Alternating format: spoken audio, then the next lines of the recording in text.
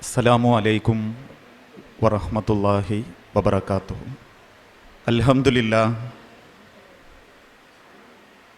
അൽഹംദുലില്ലാഹി റബ്ബിൽ ആലമീൻ വല്ലാഖിബത്തു ലിൽ മുത്തഖീൻ വലാ ഉദ്വാന ഇല്ലാ അലൽ ളാലിമീൻ. വഉസല്ലി വഉസല്ലിമു അലാ അഷ്റഫിൽ അംബിയാഇ വൽ മുർസലീൻ നബിയുനാ മുഹമ്മദിൻ വഅലാ ആലിഹി വഅസ്ഹാബിഹിൽ ഫായിസീന ബിരില്ലല്ലാഹ്. അല്ലാഹുമ്മ സ്വല്ലി അലാ മുഹമ്മദിൻ വഅലാ ആലി മുഹമ്മദ് കമാ സ്വല്ലൈത അലാ ഇബ്രാഹീം വഅലാ ആലി ഇബ്രാഹീം വബാരിക് അലാ മുഹമ്മദിൻ വഅലാ ആലി മുഹമ്മദ് കമാ ബാരക്ത അലാ ഇബ്രാഹീം വഅലാ ആലി ഇബ്രാഹീം ഇന്നക ഹമീദും മജീദ്. അഊദു ബില്ലാഹി മിനശ് ശൈത്വാനിർ റജീം. ബിസ്മില്ലാഹിർ റഹ്മാനിർ റഹീം. യാ അയ്യുഹല്ലദീന ആമനു തഖുല്ലാഹ ഹഖ്ക തുഖാതിഹി വലാ തമൂതുന്ന ഇല്ലാ വഅൻതും മുസ്ലിമൂൻ. റബ്ബി ഇശ്റഹ് ലി സുദ്രി വയസ്സിർ ലി അംരി. പ്രിയപ്പെട്ട സഹോദരങ്ങളെ, സഹപ്രവർത്തകരെ, അനിയന്മാരെ, അനിയത്തിമാരെ, രക്ഷിതാക്കളെ, ഒന്ന് എഴുന്നേറ്റിരുന്നാൽ, കുട്ടികൾ മാത്രം ഒന്ന് എഴുന്നേറ്റിരുന്നാൽ, എല്ലാവരും ഒന്ന് എഴുന്നേറ്റ് നിൽക്കി, കുട്ടികൾ മാത്രം. ഞാൻ ഒരു ചോദ്യം ചോദിക്കും. ആ ചോദ്യത്തിൻ്റെ ഉത്തരം ശരിയാണെന്ന് ഉറപ്പുള്ളവർ ഇരിക്കണം. ഈമാൻ കാര്യം 5 എന്ന് ഉറപ്പുള്ളവർ ഇരിക്കും. ഈമാൻ കാര്യം എത്ര എണ്ണ? വെരി ഗുഡ്, ഇരിക്കും. എന്തായാലും ഒരേ ഇരുന്നിട്ട് നിങ്ങൾക്കൊരു പ്രയാസം വേണ്ട എന്ന് കരുതിയിട്ടാണ്. കരുതലാണ് കൗമാരം, കാരുണ്യവും. ഒരു കൗമാരക്കാരനായ അല്ലെങ്കിൽ ഒരു യുവത്വ ജീവിതം നയിക്കുന്ന നമ്മൾ എന്തൊക്കെ കാര്യങ്ങൾ സൂക്ഷിക്കണം,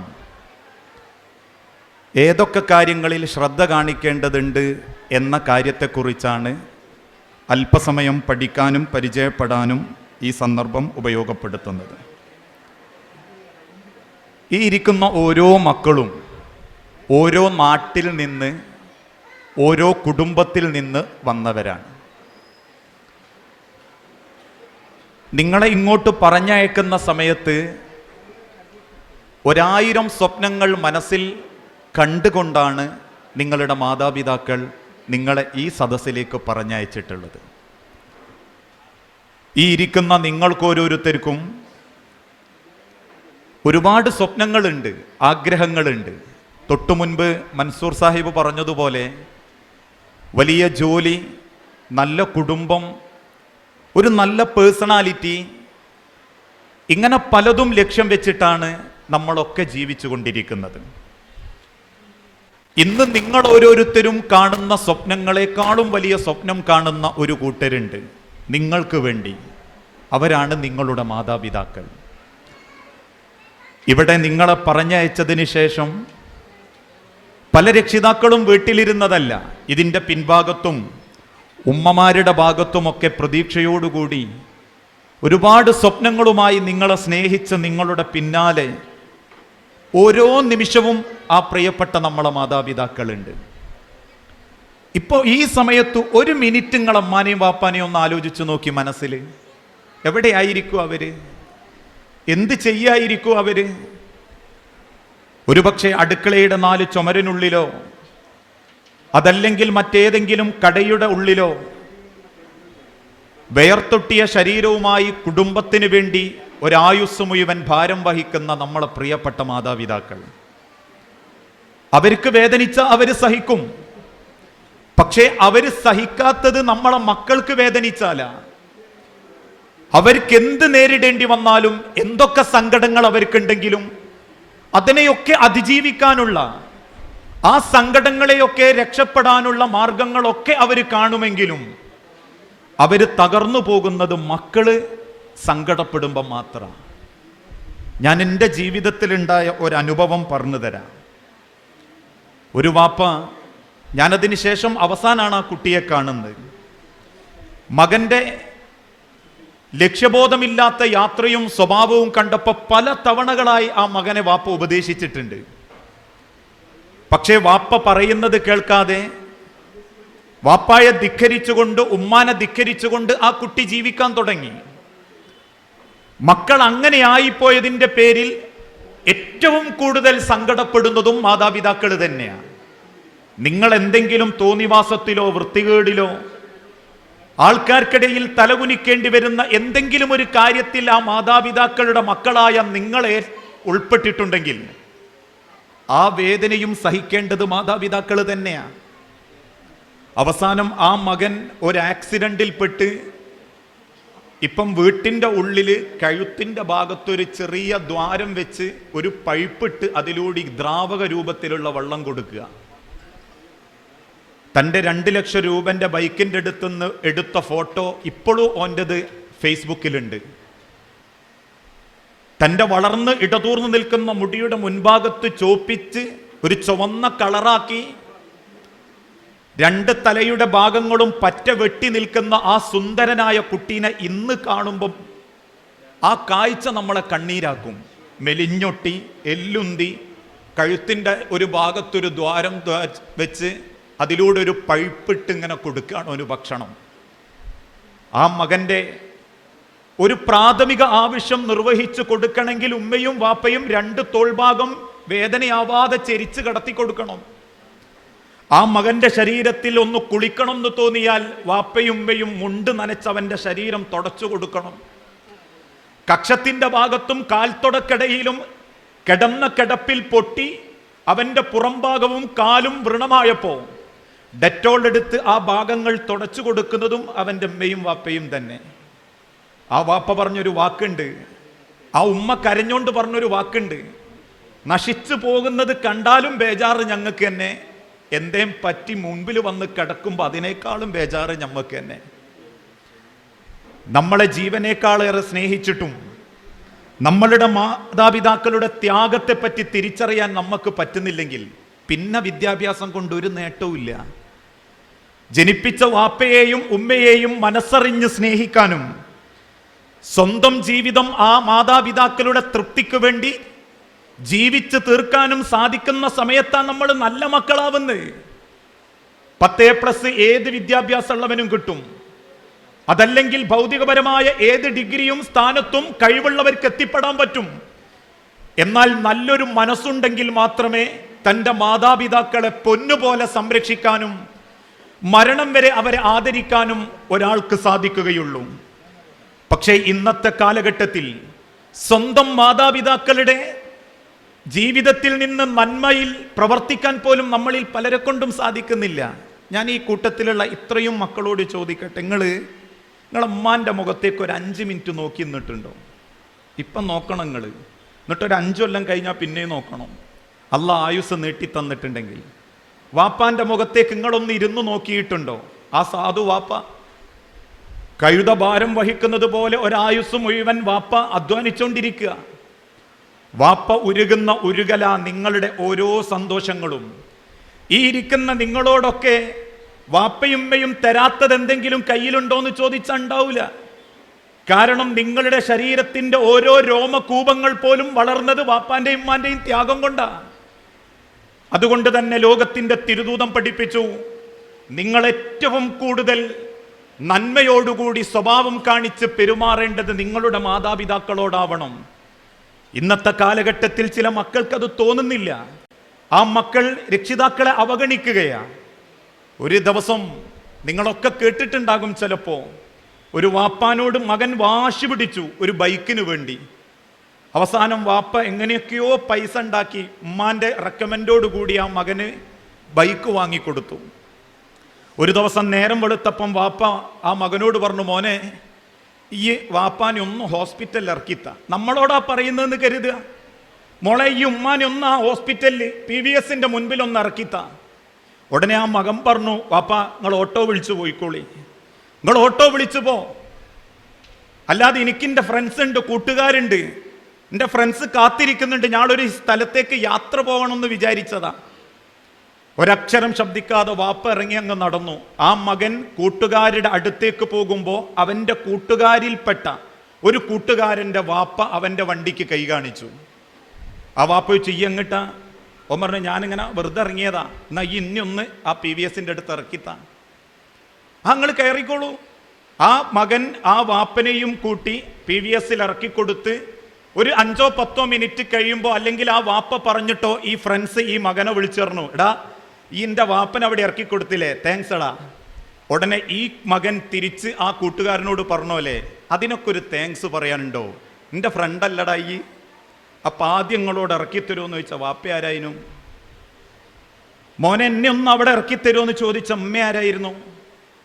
അതിനേക്കാളും എത്രയോ മേലെ ഈ ലോകത്ത് അള്ളാഹു കഴിഞ്ഞാൽ ജീവനേക്കാളേറെ സ്നേഹിക്കുകയും അനുസരിക്കുകയും ചെയ്യേണ്ട നമ്മളെ മാതാപിതാക്കൾ, ആ മാതാപിതാക്കളുടെ കണ്ണുനീരിന് നമ്മൾ കാരണക്കാരായിട്ടുണ്ടെങ്കിൽ, ഒരു വാക്കുകൊണ്ടോ നോട്ടം കൊണ്ടോ സ്വന്തം പെറ്റുമ്മാന്റെയോ വാപ്പാന്റെയോ നെഞ്ചു പൊടിയാൻ നമ്മൾ കാരണമായിട്ടുണ്ടെങ്കിൽ, ലോകത്തേത് കൊമ്പത്തേക്ക് നിങ്ങൾ പറന്നാലും പ്രപഞ്ചത്തിന്റെ നാഥനായ പടച്ച റബ്ബ് ഓർമ്മപ്പെടുത്തിയ ഒരു വാക്കുണ്ട്, ഉഖൂഖുൽ ഉമ്മഹാത്ത്. മാതാപിതാക്കളുടെ നെഞ്ചെങ്ങാനും ഒരു നിമിഷം നിങ്ങൾ പടപ്പിച്ചിട്ടുണ്ടെങ്കിൽ, അത് മക്കളായാലും മുതിർന്ന മക്കളാണെങ്കിലും രക്ഷപ്പെടില്ല മക്കളെ. നിങ്ങൾ എന്തൊക്കെ നേടിയാലും ആരെയൊക്കെ കണ്ടെത്തിയാലും സ്വന്തം മാതാപിതാക്കളുടെ നെഞ്ചകം ഒന്ന് സങ്കടപ്പെടുത്തിയാൽ നമുക്കൊന്നും ഈ ലോകത്ത് സംതൃപ്തിയായി നേടിയെടുക്കാൻ സാധിക്കുകയില്ല. ഇന്നത്തെ കാലഘട്ടത്തിൽ പലർക്കും തോന്നിത്തുടങ്ങി ജീവിതം ആസ്വദിക്കാനുള്ളതാണെന്ന്. ഒരുപാട് തെറ്റിദ്ധാരണകൾ നമ്മളിൽ പലർക്കും. എന്തിനാ ജീവിക്കുന്നത്? അടിച്ചുപൊളിച്ച് ജീവിക്കുക. അതുകൊണ്ടാണല്ലോ കേരളത്തിലൊരു പ്രസിദ്ധനായ സിനിമാ നടൻ, നിങ്ങൾ അറിയുന്ന ദുൽഖർ സൽമാൻ എന്ന ഒരു ചെറുപ്പക്കാരൻ്റെ പിക്ചർ മെസ്സേജിൻ്റെ കൂടെ ഇവിടെ ഒരു വാട്സപ്പ് മെസ്സേജ് പ്രവഹിക്കുകയുണ്ടായി. ആ സ്ക്രീനിലുണ്ടായിരുന്നത് അവൻ പറയുന്നു എന്നുള്ള കോലത്തിലാണ്, ജീവിതം ആരുടെയും സർട്ടിഫിക്കറ്റ് വാങ്ങാനുള്ളതല്ല, അത് ആസ്വദിച്ച് തീർക്കാനുള്ളതാണ്. സിനിമക്കാരന് അല്ലെങ്കിൽ മറ്റുള്ള ആളുകൾക്ക് നിങ്ങളെ ആ കോലത്തിലേക്ക് വളർത്തിയാലേ അവരുദ്ദേശിക്കുന്ന തിന്മ ഈ ലോകത്ത് വ്യാപിപ്പിക്കാൻ സാധിക്കൂ. ജീവിതം ആസ്വദിക്കാനുള്ളതാണ് എന്ന ഒരു തെറ്റായ ധാരണ ഈ സമൂഹത്തിനിടയിലേക്ക് അവർ പ്രചരിപ്പിച്ചു കൊണ്ടിരിക്കുമ്പോൾ, എൻ്റെ പ്രിയപ്പെട്ട മക്കളോട് ഒരു 4 കാര്യങ്ങൾ പറയാൻ മാത്രമേ ഞാൻ ഈ സമയം ഉപയോഗപ്പെടുത്തുന്നുള്ളൂ. ഈ 4 സ്വഭാവത്തിൽ നിന്ന് എൻ്റെ അനുജന്മാർക്കും അനിയത്തിമാർക്കും തിരിച്ചറങ്ങാൻ പറ്റിയാൽ നാളെ പടച്ച റബ്ബിൻ്റെ കോടതിയിൽ സന്തോഷത്തോടുകൂടി അള്ളാൻ്റെ സ്വർഗത്തിലേക്ക് എത്താൻ പറ്റും. ആ സ്വർഗവും നരകവും വ്യാഖ്യാനിച്ചത് നമ്മൾ കേട്ടതാ അല്ലേ? ഈ സ്വർഗത്തിൽ ഏറ്റവും അവസാനം കയറുന്നവന് കിട്ടുന്ന പ്രതിഫലം എന്താ? ഏറ്റവും അവസാനം കയറുന്നവന് അറിയോ ആർക്കെങ്കിലും? സ്വർഗത്തിൽ ഏറ്റവും അവസാനം അവനൂടി കയറിക്കഴിഞ്ഞാൽ അള്ളാഹ് സ്വർഗം അടച്ചു കളയുന്ന, അല്ലാഹു തആല സ്വർഗത്തിലെ എല്ലാ ആളുകളെയും സ്വർഗത്തിലേക്ക് തീരുമാനിച്ച് പിന്നെ നരകത്തിൽ നിന്ന് ശിക്ഷ അനുഭവിക്കുന്ന ഒരുത്തനങ്ങ് പിടിക്കുന്ന അവൻ ആരാ? നന്മയും തിന്മയും സമാസമം ചെയ്തവൻ. ഏകദേശം ഓൻ ചെയ്ത തിന്മകൾക്ക് കണക്കായ ശിക്ഷ ഓൻ അനുഭവിച്ചിട്ടുണ്ടെങ്കിൽ അവൻ അള്ളാഹ് നരകത്തിങ്ങ് പിടിക്കും. അപ്പം അവൻ്റെ രൂപം കരിഞ്ഞ് കരിക്കട്ടയായി വെന്ത് കിടക്കുകയായിരിക്കും. എന്നിട്ട് അവനെ ഹൗലുൽ കൗസറിൽ അള്ളാഹ് ഒന്നിങ്ങനെ മുക്കും. എന്താ ഹൗലുൽ കൗസർ? പാലിനേക്കാൾ നിറമുള്ളതും തേനിനേക്കാൾ മധുരമുള്ളതും കസ്തൂരിയേക്കാൾ സുഗന്ധമുള്ളതും ഒരിക്കൽ കുടിച്ചാൽ പിന്നീട് ഒരിക്കലും ദാഹിക്കാത്ത പ്രവാചകന്റെ ഒരു തളിക വെള്ളം, റസൂലുള്ളാന്റെ ഒരു അരുവി. ആ അരുവിയിൽ അങ്ങ് മുക്കി എഴുന്നേൽക്കുമ്പോൾ അവനൊരു പൂർണ്ണ ആരോഗ്യമുള്ള ഒരാണായിട്ടുണ്ടാകും, അല്ലെ പെണ്ണായിട്ടുണ്ടാകും. അവനോട് അള്ളാഹ് പറയും, ഉദ്ഖുലുഹാ ഫിൽ ജന്ന, നീ ചെന്ന് സ്വർഗത്ത് കയറിക്കോ. നിനക്ക് അള്ളാഹ് സ്വർഗം തീരുമാനിച്ചു കഴിഞ്ഞു, നീ സ്വർഗത്ത് കയറിക്കോ. അവൻ ഓടിച്ചെന്ന് സ്വർഗത്തിന്റെ അരികിൽ ചെല്ലും, തിരിച്ചോടി വരും. അള്ളാഹ് ചോദിക്കും, എന്തു പറ്റി? അവൻ അള്ളാഹുവിന്റെ മുൻപിലേക്ക് നിന്ന് അവൻ പറയും, റബ്ബേ സ്വർഗം ഫുള്ളാ, ആ സ്വർഗത്തിൽ ഇനി ഒരാൾക്ക് സ്ഥാനല്ല. ഞാൻ നോക്കുമ്പം സ്വർഗം നിറഞ്ഞു നിൽക്കുന്നതാ കണ്ട്. അള്ളാഹ് പറയൂ, അല്ല, നീ കയറിക്കോ, നിനക്ക് അവിടെ സ്ഥാനമുണ്ട്. 2ാമത്തെ തവണയും ചെല്ലും, സ്വർഗത്തിന്റെ അടുത്തുനിന്ന് തിരിച്ചോടും. 3ാമത്തെ തവണയും ചെല്ലും, സ്വർഗത്തിന്റെ അടുത്തുനിന്ന് തിരിച്ചോടും. മൂന്നാമത്തെ തവണയും അവൻ പറയും, അള്ളാഹുവേ സ്വർഗം ഫുള്ളാ. ഉടനെ അള്ളാഹു ചോദിക്കും, നിനക്കാ സ്വർഗത്തിൽ ഈ ദുനിയാവിന്റെ അത്ര സൗകര്യം തന്നാൽ നിനക്ക് മതിയാവോ? നിനക്ക് ഈ ദുനിയാവിന്റെ അത്ര സൗകര്യം തന്നാൽ നിനക്ക് മതിയാവോ? ഈ ദുനിയാവ് എന്ന് പറഞ്ഞാൽ തെക്കേപ്പുറല്ല, ദുനിയാവ് എന്ന് പറഞ്ഞാൽ കോഴിക്കോട് ജില്ലയല്ല, ദുനിയാവ് എന്ന് പറഞ്ഞാൽ കേരളോ ഇന്ത്യയോ എന്ന മഹാരാജ്യമല്ല. ആകാശ അണ്ടകടാഹങ്ങൾ അഖിലാണ്ട മണ്ഡലങ്ങൾ സൃഷ്ടിച്ച് സംവിധാനിച്ച നാഥന്റെ ഈ ദുനിയാവ്, ആ ദുനിയാവ് തന്നാൽ നിനക്ക് മതിയാവോ? സ്വർഗത്തില് ഒരു ദുനിയാവിന്റെ അത്ര സുഖസന്തോഷം നിനക്ക് ആ സ്വർഗത്തിൽ ഞാൻ തരും, അത് മതിയോ? അവൻ പറയും, റദീതു റബ്ബി, മദിനാഥ, അതിനു മാത്രം ഞാൻ എന്താ റബ്ബേ ചെയ്ത്, എനിക്കത് മതി. ഉടനെ അല്ലാഹു തആല എന്ത് ചെയ്യും? ആ സ്വർഗത്തിലേക്ക് അവനെ കയറ്റുമ്പം പറയും, നിനക്ക് ഒരു ദുനിയാവ് മാത്രല്ല 10 ദുനിയാവിന്റെ അത്ര സുഖസൗകര്യങ്ങൾ നിനക്ക് ആ സ്വർഗത്തിൽ ഞാൻ ഒരുക്കിയിട്ടുണ്ട്. 10 ദുനിയാവിന്റെ സുഖസന്തോഷങ്ങൾ. അവനെയും കൂടിയും സ്വർഗത്തിലേക്ക് കയറ്റിക്കഴിഞ്ഞാൽ അള്ളാഹ് സ്വർഗത്തിന്റെ വാതിൽ അങ്ങ് അടച്ചു കളയും. ഇതാണ് സ്വർഗത്തിലേക്ക് ഏറ്റവും അവസാനം കയറുന്നവനുള്ള ശിക്ഷ. എന്നാൽ നരകത്തിലെ ഏറ്റവും ചെറിയ ശിക്ഷ എന്താണെന്നറിയോ? തീ കൊണ്ടുണ്ടാക്കിയ ഒരു ചെരുപ്പ് അള്ളാഹ് കാലിൻ്റെ അടിയിൽ ധരിപ്പിക്കും. ആ ചെരുപ്പ് ധരിക്കുന്നതോടുകൂടി ശരീരത്തിന്റെ ഓരോ ഭാഗവും തിളച്ചു മറയും, ഉരുകിയൊലിക്കും. തലൻ്റെ ഉള്ളിലുള്ള തലച്ചോറ് വരെ പൊട്ടിത്തെറിച്ച് തിളച്ചു മറഞ്ഞ് അവന്റെ ശരീരത്തിലൂടെ ഒലിച്ചു ചാടും. ഇതാ നരകത്തിലെ ഏറ്റവും ചെറിയ ശിക്ഷ. ഈ സ്വർഗ നരകങ്ങളെ പറ്റി അല്ലാഹു തആല വ്യാഖ്യാനിച്ചപ്പോ അള്ളാഹുവിന്റെ തിരുദൂതൻ അതുകൊണ്ടാ കരഞ്ഞിട്ട് പറഞ്ഞത്, സഹാബത്തെ, മക്കളെ, ഒരു കാരക്കയുടെ ചീള് കൊണ്ടെങ്കിലും നിങ്ങൾക്ക് അള്ളാന്റെ നരകത്തെ കാക്കാൻ പറ്റുമെങ്കിൽ നിങ്ങൾ അതിനുവേണ്ടി ശ്രമിക്കണം, അതിനുവേണ്ടി നിങ്ങൾ പണിയെടുക്കണം. ജീവിതത്തിന്റെ ഓരോ സെക്കൻഡുകളും ആ സ്വർഗം മനസ്സിൽ ലക്ഷ്യം വെച്ച് അള്ളാഹുവിന്റെ അരികിലേക്ക് മടങ്ങണം എന്ന പൂതിയോടെ നാഥന്റെ കോടതിയിൽ നിൽക്കുന്ന ഒരു ബോധം ഓരോ സെക്കൻഡും നമുക്കുണ്ടാവണം. ഈ കൂട്ടത്തിലെ പലരും എഴുന്നേറ്റുപോയി, ചിലര് നടന്നു തീർത്തു. ഒരാളോട് പോലും നടക്കരുത് എന്ന് പറഞ്ഞാലും നിർത്താനുള്ള കഴിവ് എനിക്കും മറ്റൊരാൾക്കും ഇല്ല. നീ എഴുന്നേറ്റ് പോകരുത് എന്ന് പറഞ്ഞാൽ അത് ചിലപ്പോൾ അനുസരിച്ചോളണമെന്നില്ല. ഓള് പോണ്ടിയോളാണെ ഓള് പോകും, അവന് പോകണമെന്ന് തോന്നി അവൻ പോകും. പക്ഷേ നാഥന്റെ കോടതിയിൽ, അള്ളാഹുവിന്റെ മഹിശറയിൽ കാലിന്റെ ഒരടി മുൻപോട്ട് വെക്കണേ, അള്ളാഹുവിന്റെ കൽപ്പന വേണം. ലാ തസൂലു ഖദമാ അബ്ദൻ യൗമൽ ഖിയാമ. അള്ളാഹുവിന്റെ അടിമകൾക്ക് പരലോകത്ത് കാലം നനക്കാൻ ഒരടി മുൻപോട്ട് വെക്കാൻ നാഥനായ റബ്ബിന്റെ അനുഗ്രഹം വേണം, അല്ലാതെ അവരെ കൊണ്ട് കാലനക്കാൻ സാധിക്കുകയില്ല. ഹത്താ, ഏത് സമയം വരെ? യുസ്അല, അവരോട് ചില ചോദ്യങ്ങൾ അല്ലാഹ് ചോദിക്കും. ആ ചോദ്യത്തിന് അള്ളാഹ്ക്ക് ഇഷ്ടപ്പെട്ട മറുപടി കൊടുക്കാൻ അവർക്ക് സാധിച്ചാൽ മാത്രം. ഒന്നാമത്തെ ചോദ്യം എന്താ? അൻ ഉംരിഹി ഫീമാ അഫ്നാഹു, അവരുടെ വയസ്സ്, ആയുസ് അതെന്തിനു വേണ്ടി ചെലവാക്കി എന്ന് അല്ലാഹു തആല ചോദിക്കും.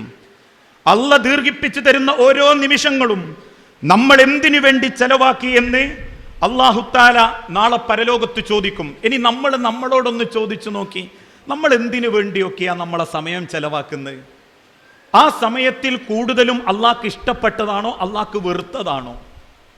ഇങ്ങനെയുള്ള ചിന്തകളിലൂടെ സ്വന്തം ജീവിതത്തിലുള്ള സ്വഭാവങ്ങൾ മാറ്റാനും തിരുത്താനും നമ്മളെ കൊണ്ട് സാധിക്കണം.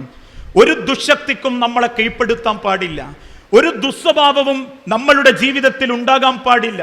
ഇന്ന് നമ്മളെ, അതല്ലെങ്കിൽ നിന്റെ മക്കളെ, അനിയന്മാരെ, അനുജത്തിമാരെ ഏറ്റവും കൂടുതൽ തകർക്കാൻ കാരണമാകുന്നത് ഒരേ ഒരു രംഗം മാത്രമാ, കാണുന്ന ദൃശ്യ ശ്രാവ്യ മാധ്യമത്തിനോടുള്ള അമിതമായ ആസക്തി, സിനിമ കാണാനുള്ള മോഹം.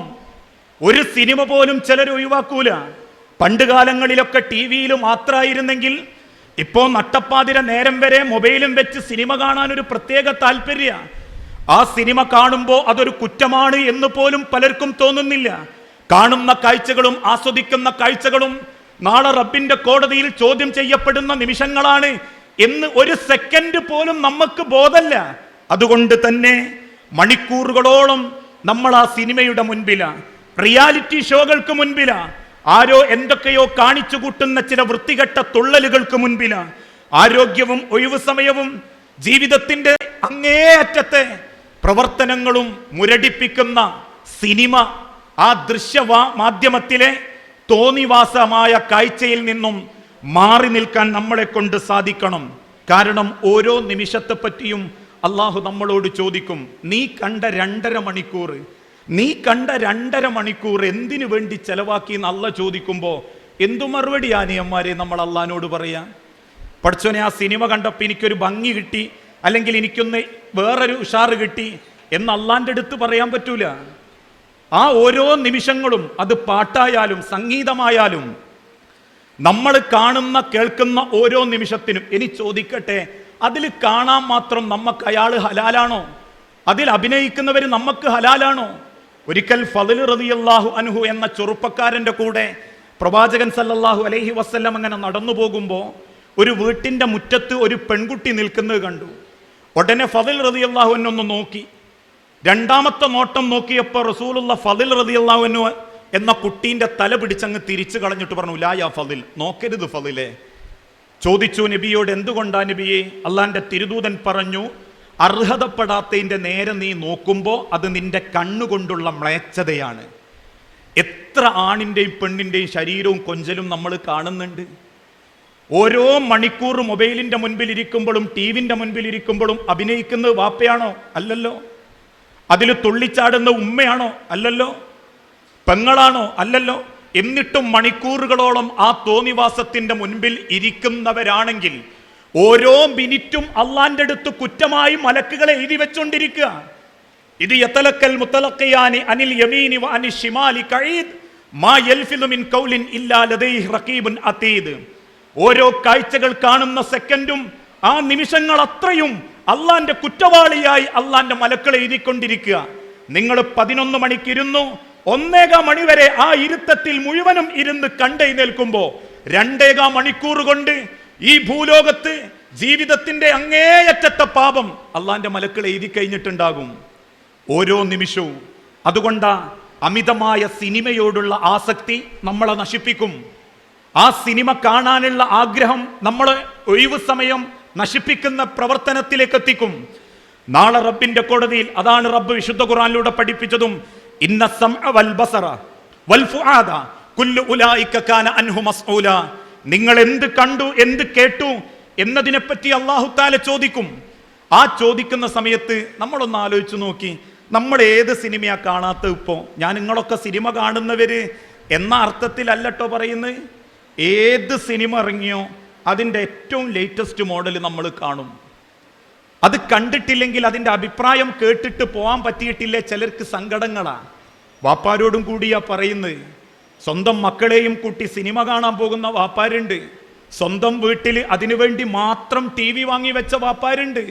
വാപ്പാരെ മരിച്ചു കഴിഞ്ഞാൽ പോലും കുറ്റം കബറിലേക്ക് തിരിച്ചു കിട്ടുക. ഈ ചുറ്റുഭാഗത്ത് താമസിക്കുന്ന ഈ വീട്ടുകാരൻ അങ്ങളെങ്കിൽ നിങ്ങൾ മരിച്ച് കണ്ണംപറമ്പ് കൊണ്ടുവെച്ച ഏറിയ 2 ആഴ്ച TV ഓഫാക്കും. 3-ാമത്തെ ആഴ്ച TV മക്കൾ തുറക്കും. ഓൾക്ക് തുറക്കാതിരിക്കാൻ പറ്റൂല. 3-ാമത്തെ ആഴ്ച തുറന്നു വെച്ച ആ TV ആ വീട്ടിൽ വരാനുള്ള കാരണം എന്താ? വാപ്പയായ ഞങ്ങളാ, ഉമ്മയായ ഉമ്മാരാ. മരിച്ച് കബറിലേക്ക് ചെന്നാലും കുറ്റം ഇങ്ങനെ കിട്ടാനുള്ള വകുപ്പ് കണ്ടുവെച്ച് പോകുമ്പോൾ മക്കളെ രക്ഷപ്പെടുത്താൻ ആഗ്രഹിക്കുന്ന മാതാപിതാക്കൾ അത് വേണ്ടെന്ന് വെക്കണം. TV വേണ്ടെന്ന് വെക്കണം എന്നല്ല, അതിലൂടെ പ്രസരിപ്പിക്കപ്പെടുന്ന തോന്നിവാസത്തിന്റെ കാഴ്ചകൾക്ക് വേണ്ടിയിട്ട് ജീവിതം അവസാനിപ്പിക്കുന്ന വാശി പിടിക്കുന്ന മക്കളാണെങ്കിൽ പോലും ആ മക്കളെ പിഴവിലാക്കുന്ന കാഴ്ചകൾക്ക് സൗകര്യം ചെയ്യാൻ പാടില്ല. അതോടൊപ്പം എൻ്റെ അനിയന്മാരോടും അനിയത്തിമാരോടും നമ്മളെ മൊബൈലിൽ കിട്ടിയ ഒരു സാധനം മറ്റൊരാൾക്ക് ഷെയർ ചെയ്തു കൊടുക്കുമ്പോൾ അവർ നശിക്കാനും അവരുടെ സമയം നഷ്ടപ്പെടുത്താനും കാരണമാകുന്ന ഒരു വീഡിയോസ് ആണെങ്കിൽ ആ കുറ്റം നാളെ പരലോകത്ത് നിങ്ങളും കൂടി ഏറ്റെടുക്കേണ്ടി വരും. എൻ്റെ ആ പുതിയ സിനിമ ഉണ്ടെങ്കിൽ ഇന്ത്യയിലേക്ക് സെൻഡ്, അല്ലെങ്കിൽ എൻ്റെ എക്സെൻഡർ ഓൺ ആക്കിയിട്ട് ഇന്ത്യയിലേക്ക് അയക്ക് എന്നൊക്കെ പറയുന്ന സെക്കൻഡിൽ അയച്ചു കൊടുക്കാൻ 2-3 മിനിറ്റ് മതിയാകും. എന്നാൽ അത് കിട്ടിയവള് കാണാൻ കുത്തിരിക്കുന്ന 2.5 മണിക്കൂറുണ്ടല്ലോ, ആ 2.5 മണിക്കൂറും അള്ളാന്റെ മലക്കൾ നിങ്ങളെയും കൂടി ശപിക്കുക. അത് കൊടുക്കാൻ കാരണക്കാരായ നിങ്ങളെ. മൻ ദല്ല അലാ ഖൈരിൻ ഫലഹു മിസ്ല അജ്രി ഫാഇലിഹി. ഒരു നന്മ ഒരാൾക്ക് അറിയിച്ചു കൊടുത്താൽ അത് പ്രവർത്തിച്ചവന്റെ കൂലി പറഞ്ഞു കൊടുത്തവനുണ്ട് എന്ന് പറഞ്ഞതുപോലെ തന്നെ ഒരു തിന്മ നിങ്ങൾ ഏൽപ്പിച്ചാൽ ആ തിന്മ ചെയ്യുന്നവന് തിന്മ കാണിച്ചു കൊടുത്ത നിങ്ങൾക്കും അതിൻ്റെ കുറ്റമുണ്ടാകും. അതുകൊണ്ടാ ഇന്ന് നമ്മളുടെ ജീവിതം ഏറെ നശിപ്പിക്കുന്ന ഒരു കാരണം സിനിമ, ദൃശ്യ മാധ്യമങ്ങളുടെ അമിതമായ ഉപയോഗം. അതിൻ്റെ മുൻപിലേക്ക് ചെന്നിരിക്കാൻ നേരത്ത് നമ്മൾ ഉറപ്പിക്കണം, അള്ളാഹുവിനെ ഇഷ്ടപ്പെടാത്തൊരു നിമിഷം എൻ്റെ ജീവിതത്തിൽ ഉണ്ടാവൂല. അതുപോലെ തന്നെ സംഗീതം ആസ്വദിക്കുന്നവർ പാട്ട് കേട്ട് ഉറക്കം വരാത്തവരും പാട്ട് കേട്ടുറങ്ങുന്നവരും. സംഗീതം ഇസ്ലാം നിഷിദ്ധമാക്കിയതാ, ഒരു തർക്കവും ആ കാര്യത്തിലില്ല. നമ്മൾ കേൾക്കുന്നു എന്നുള്ളത് കൊണ്ട് അത് ഹലാലാവുന്നില്ല. എനിക്കതിനെപ്പറ്റി സൂക്ഷിക്കാൻ പറ്റിയിട്ടില്ലേ, അതിൻ്റെ കുറ്റം ഞാൻ ഏറ്റെടുക്കണം എന്നല്ലാതെ ഞാൻ സിനിമ കാണുന്നതുകൊണ്ടും ഞാൻ പാട്ട് കേൾക്കുന്നതുകൊണ്ടും അതിലൊന്നും ഇസ്ലാമിൽ വലിയ കുഴപ്പമില്ല എന്ന് പറയാൻ തെളിവില്ല. പാട്ട് അള്ളാന്റെ തിരുദൂതം പഠിപ്പിച്ചു. സംഗീതം, പാട്ടല്ല, സംഗീത ഉപകരണങ്ങൾ ഉപയോഗിച്ചുകൊണ്ടുള്ള പാട്ട്. ഇന്നല്ലാഹ ഹറമ അലൈക്കുമുൽ ഖംരി വൽ മൈസിരി വൽ ഖൂബ. അല്ലാഹ് കള്ളും ചൂതാട്ടവും അഥവാ ഷീട്ടുകളെയും എങ്ങനെ നിങ്ങൾക്ക് നിഷിദ്ധമാക്കിയോ അതുപോലെ നിങ്ങൾക്ക് കൂബയും നിഷിദ്ധമാക്കി. സഹാബത്ത് ചോദിച്ചു, റസൂലേ മൽ കൂബ, എന്താ കൂബ എന്ന് പറഞ്ഞാൽ? തിരുദൂതന്റെ മുൻപിൽ നിന്ന് ഇബ്നു മസ്ഊദ് റളിയല്ലാഹു അൻഹു വിളിച്ചു പറഞ്ഞു, ഇന്നഹു അൽ ഗിനാ, അത് സംഗീതമാണ്. അത് മനുഷ്യന്റെ ഇച്ഛകളെയും ശക്തികളെയും നശിപ്പിച്ചു കളയുന്ന, അവനെ തുള്ളാൻ പ്രേരിപ്പിക്കുന്ന, അവന്റെ ജീവിതത്തിൽ ചെയ്യുന്നത് എന്താണെന്ന് പോലും ബോധമില്ലാതാക്കുന്ന അനിയന്ത്രിതമായ സംഗീത ഉപകരണങ്ങൾ ആസ്വദിക്കപ്പെടുന്ന ഒരു മനസ്സിന്റെ ഉടമയാവുക എന്നുള്ളതാണ് കൂബ എന്ന വാക്കിന്റെ അർത്ഥം. എന്നിട്ട് തിരുദൂതൻ പറഞ്ഞു, അതേ യസ്തഫിസു ബനി ആദം, ആദമിന്റെ മക്കളെ അത് തുള്ളാൻ പ്രേരിപ്പിക്കും. ഇന്ന് ആ പാട്ട് കേട്ടിട്ടേ ചിലർക്ക് ഉറങ്ങാൻ പറ്റൂ. മൊബൈൽ കൈമ കിട്ടിയ പാട്ടാണ് അധിക സമയത്തും ചെവിയിൽ. സൗത്താനി മൽഗൂനാനി, രണ്ട് ശബ്ദം അല്ലാഹ് വെറുത്തിരിക്കുന്നു. മിസ്മാറുൻ ഇൻദ നിഅമത്തിൻ വറന്നത്തിൻ ഇൻദ മുസീബ. അതിൽ ഒന്ന് മിസ്മാറുൻ ഇൻദ നിഅമത്തിൻ, സന്തോഷം വരുമ്പോഴുള്ള മുട്ടുപാട്ട്. കല്യാണപ്പുരയിലൊക്കെ തുള്ളാനുള്ള പാട്ടേ വെക്കൂ. ആ സന്തോഷത്തിന്റെ പാട്ട് അള്ളാഹു വെറുത്ത ഒരു ശബ്ദത്തിൽപ്പെടും.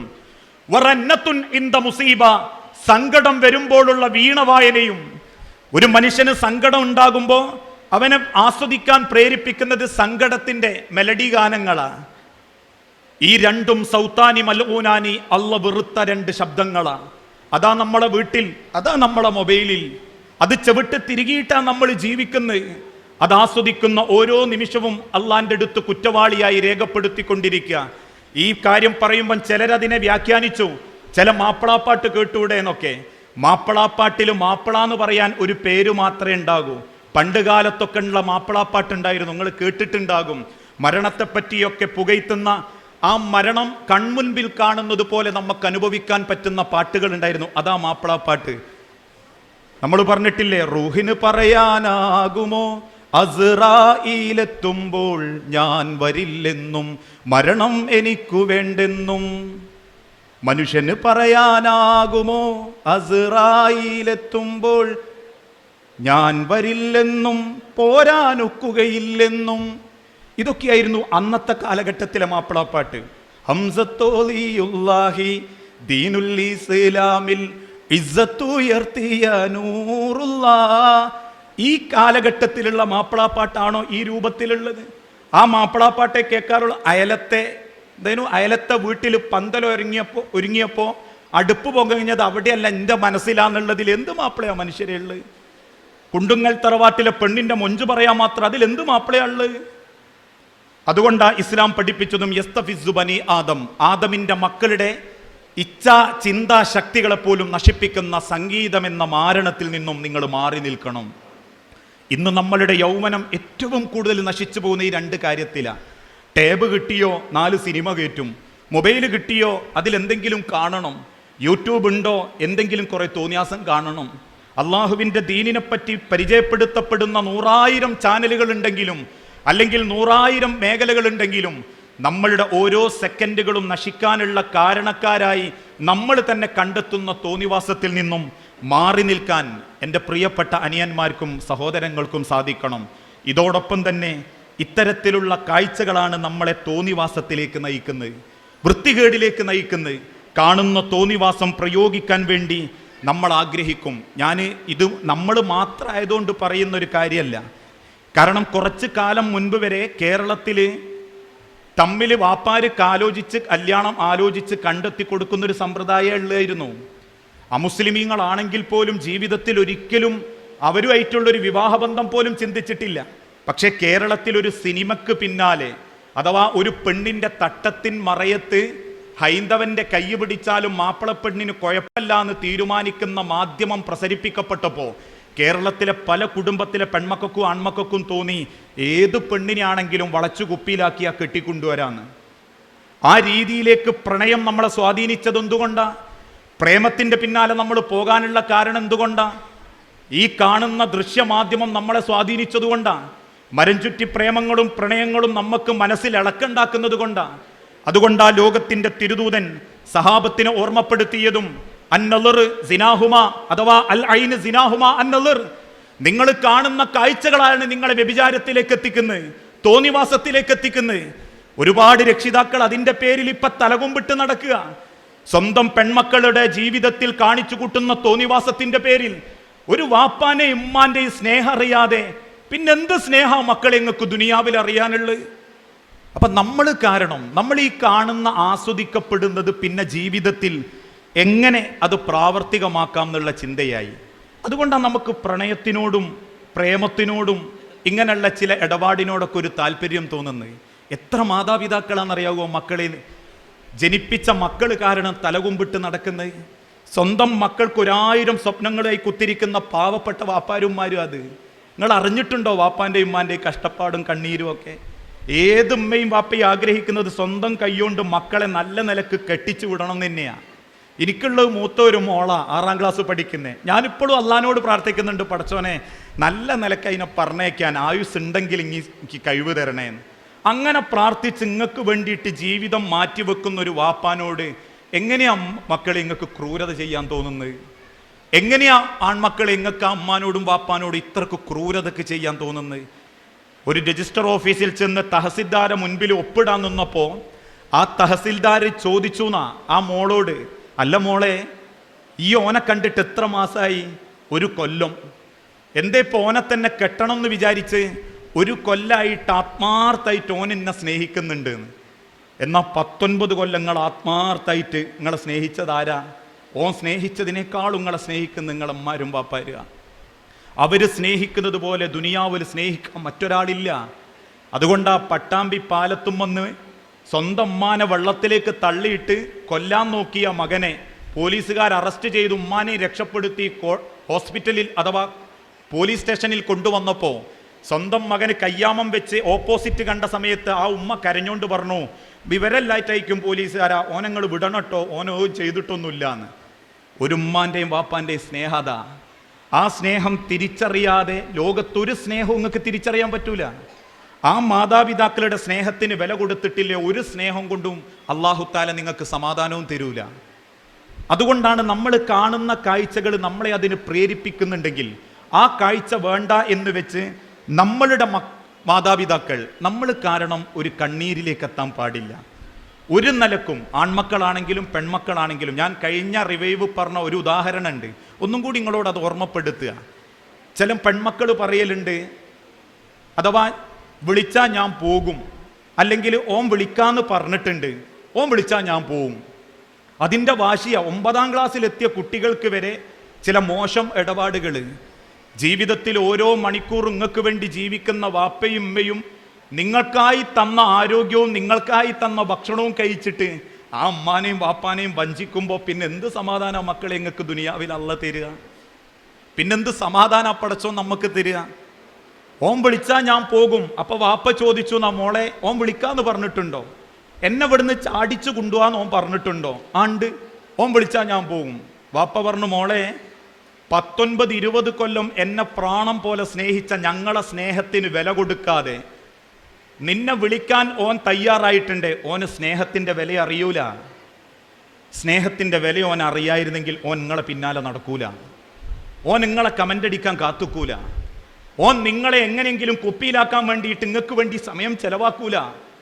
കാരണം ഓരോ പെൺമക്കളും ഓരോ വാപ്പാന്റെയും ഉമ്മാന്റെയും കരളിന്റെ കഷണ. അതുകൊണ്ടാ മകള് ഫാത്തിമ ബീവിനെ തിരുദൂതൻ വിളിച്ച കിത്താഅത്തു കബദ്, കരളിന്റെ കഷ്ണമേന്ന്. നിങ്ങളെ വാപ്പാരങ്ങൾ അങ്ങനെ വിളിക്കാത്തതേ കുറവുകൊണ്ടാ. പക്ഷെ ഓരോ വാപ്പാന്റെയും ഉമ്മാന്റെയും കരളിന്റെ കഷണങ്ങളായി കുത്തിരിക്കുന്ന ഓരോ പെൺമക്കളും ആ കരളിന്റെ കഷണമായി സ്നേഹിക്കുന്ന വാപ്പാന്റെയും ഉമ്മാന്റെയും സ്നേഹം തിരിച്ചറിയാതെ വിളിച്ചാൽ ഞാൻ പോകുന്നു പറയാനും വിളിക്കാനും നിങ്ങൾക്ക് ഒരുത്തനുണ്ടെങ്കിൽ വേറൊരുത്തന്റെ നോട്ടത്തിന് വേണ്ടി പാതയോര വക്കുകളിലോ എവിടെയെങ്കിലും നിങ്ങൾ കാത്തു നിന്നിട്ടുണ്ടെങ്കിൽ നിങ്ങൾ ഉറപ്പിച്ചോളൂ, ഓനും സ്നേഹത്തിന്റെ വില അറിയൂല. അറിഞ്ഞിട്ടുണ്ടായിരുന്നെങ്കിൽ ഓൻ നിങ്ങളെടുത്ത് വരൂല. ഓൻ്റെ അമ്മൻ്റെയും വാപ്പൻ്റെയും സ്നേഹം മനസ്സിലാക്കി അവൻ്റെ ജീവിതത്തിൽ അവൻ കാരണം ഒരു പെണ്ണിനോ കണ്ണീരിലേക്കാക്കൂല, അവൻ കാരണം ഒരു വാപ്പാൻ്റെയും ഉമ്മാൻ്റെയും കണ്ണൊന്നും ഇറക്കിയൂല. അതാ അഭിമാനമുള്ള ആൺകുട്ടികൾ. ഞാൻ കാരണം ഒരു ഉമ്മാൻ്റെയും വാപ്പാൻ്റെയും കണ്ണു നിറയൂല. അത് എൻ്റെ അമ്മൻ്റെയും വാപ്പൻ്റെയും മാത്രമല്ല, ഏതൊരു പെണ്ണിൻ്റെതാവട്ടെ മറ്റൊരു ഉമ്മൻ്റെയും വാപ്പൻ്റെയും കണ്ണ് ഞാൻ കാരണം നിറയൂല എന്നുറപ്പിക്കുന്നവൻ ആ നല്ല മക്കള്, അതാ നല്ല ആൺകുട്ടികൾ. ഇതോടൊപ്പം തന്നെ ആൺമക്കളോട് ചിലർ ചോദിക്കാറില്ലേ, ഒരുപാട് സങ്കടം കൊണ്ട് നിരവധി സംഭവങ്ങൾ നമ്മളിടയിൽ വ്യാപിച്ചുകൊണ്ടിരിക്കുക.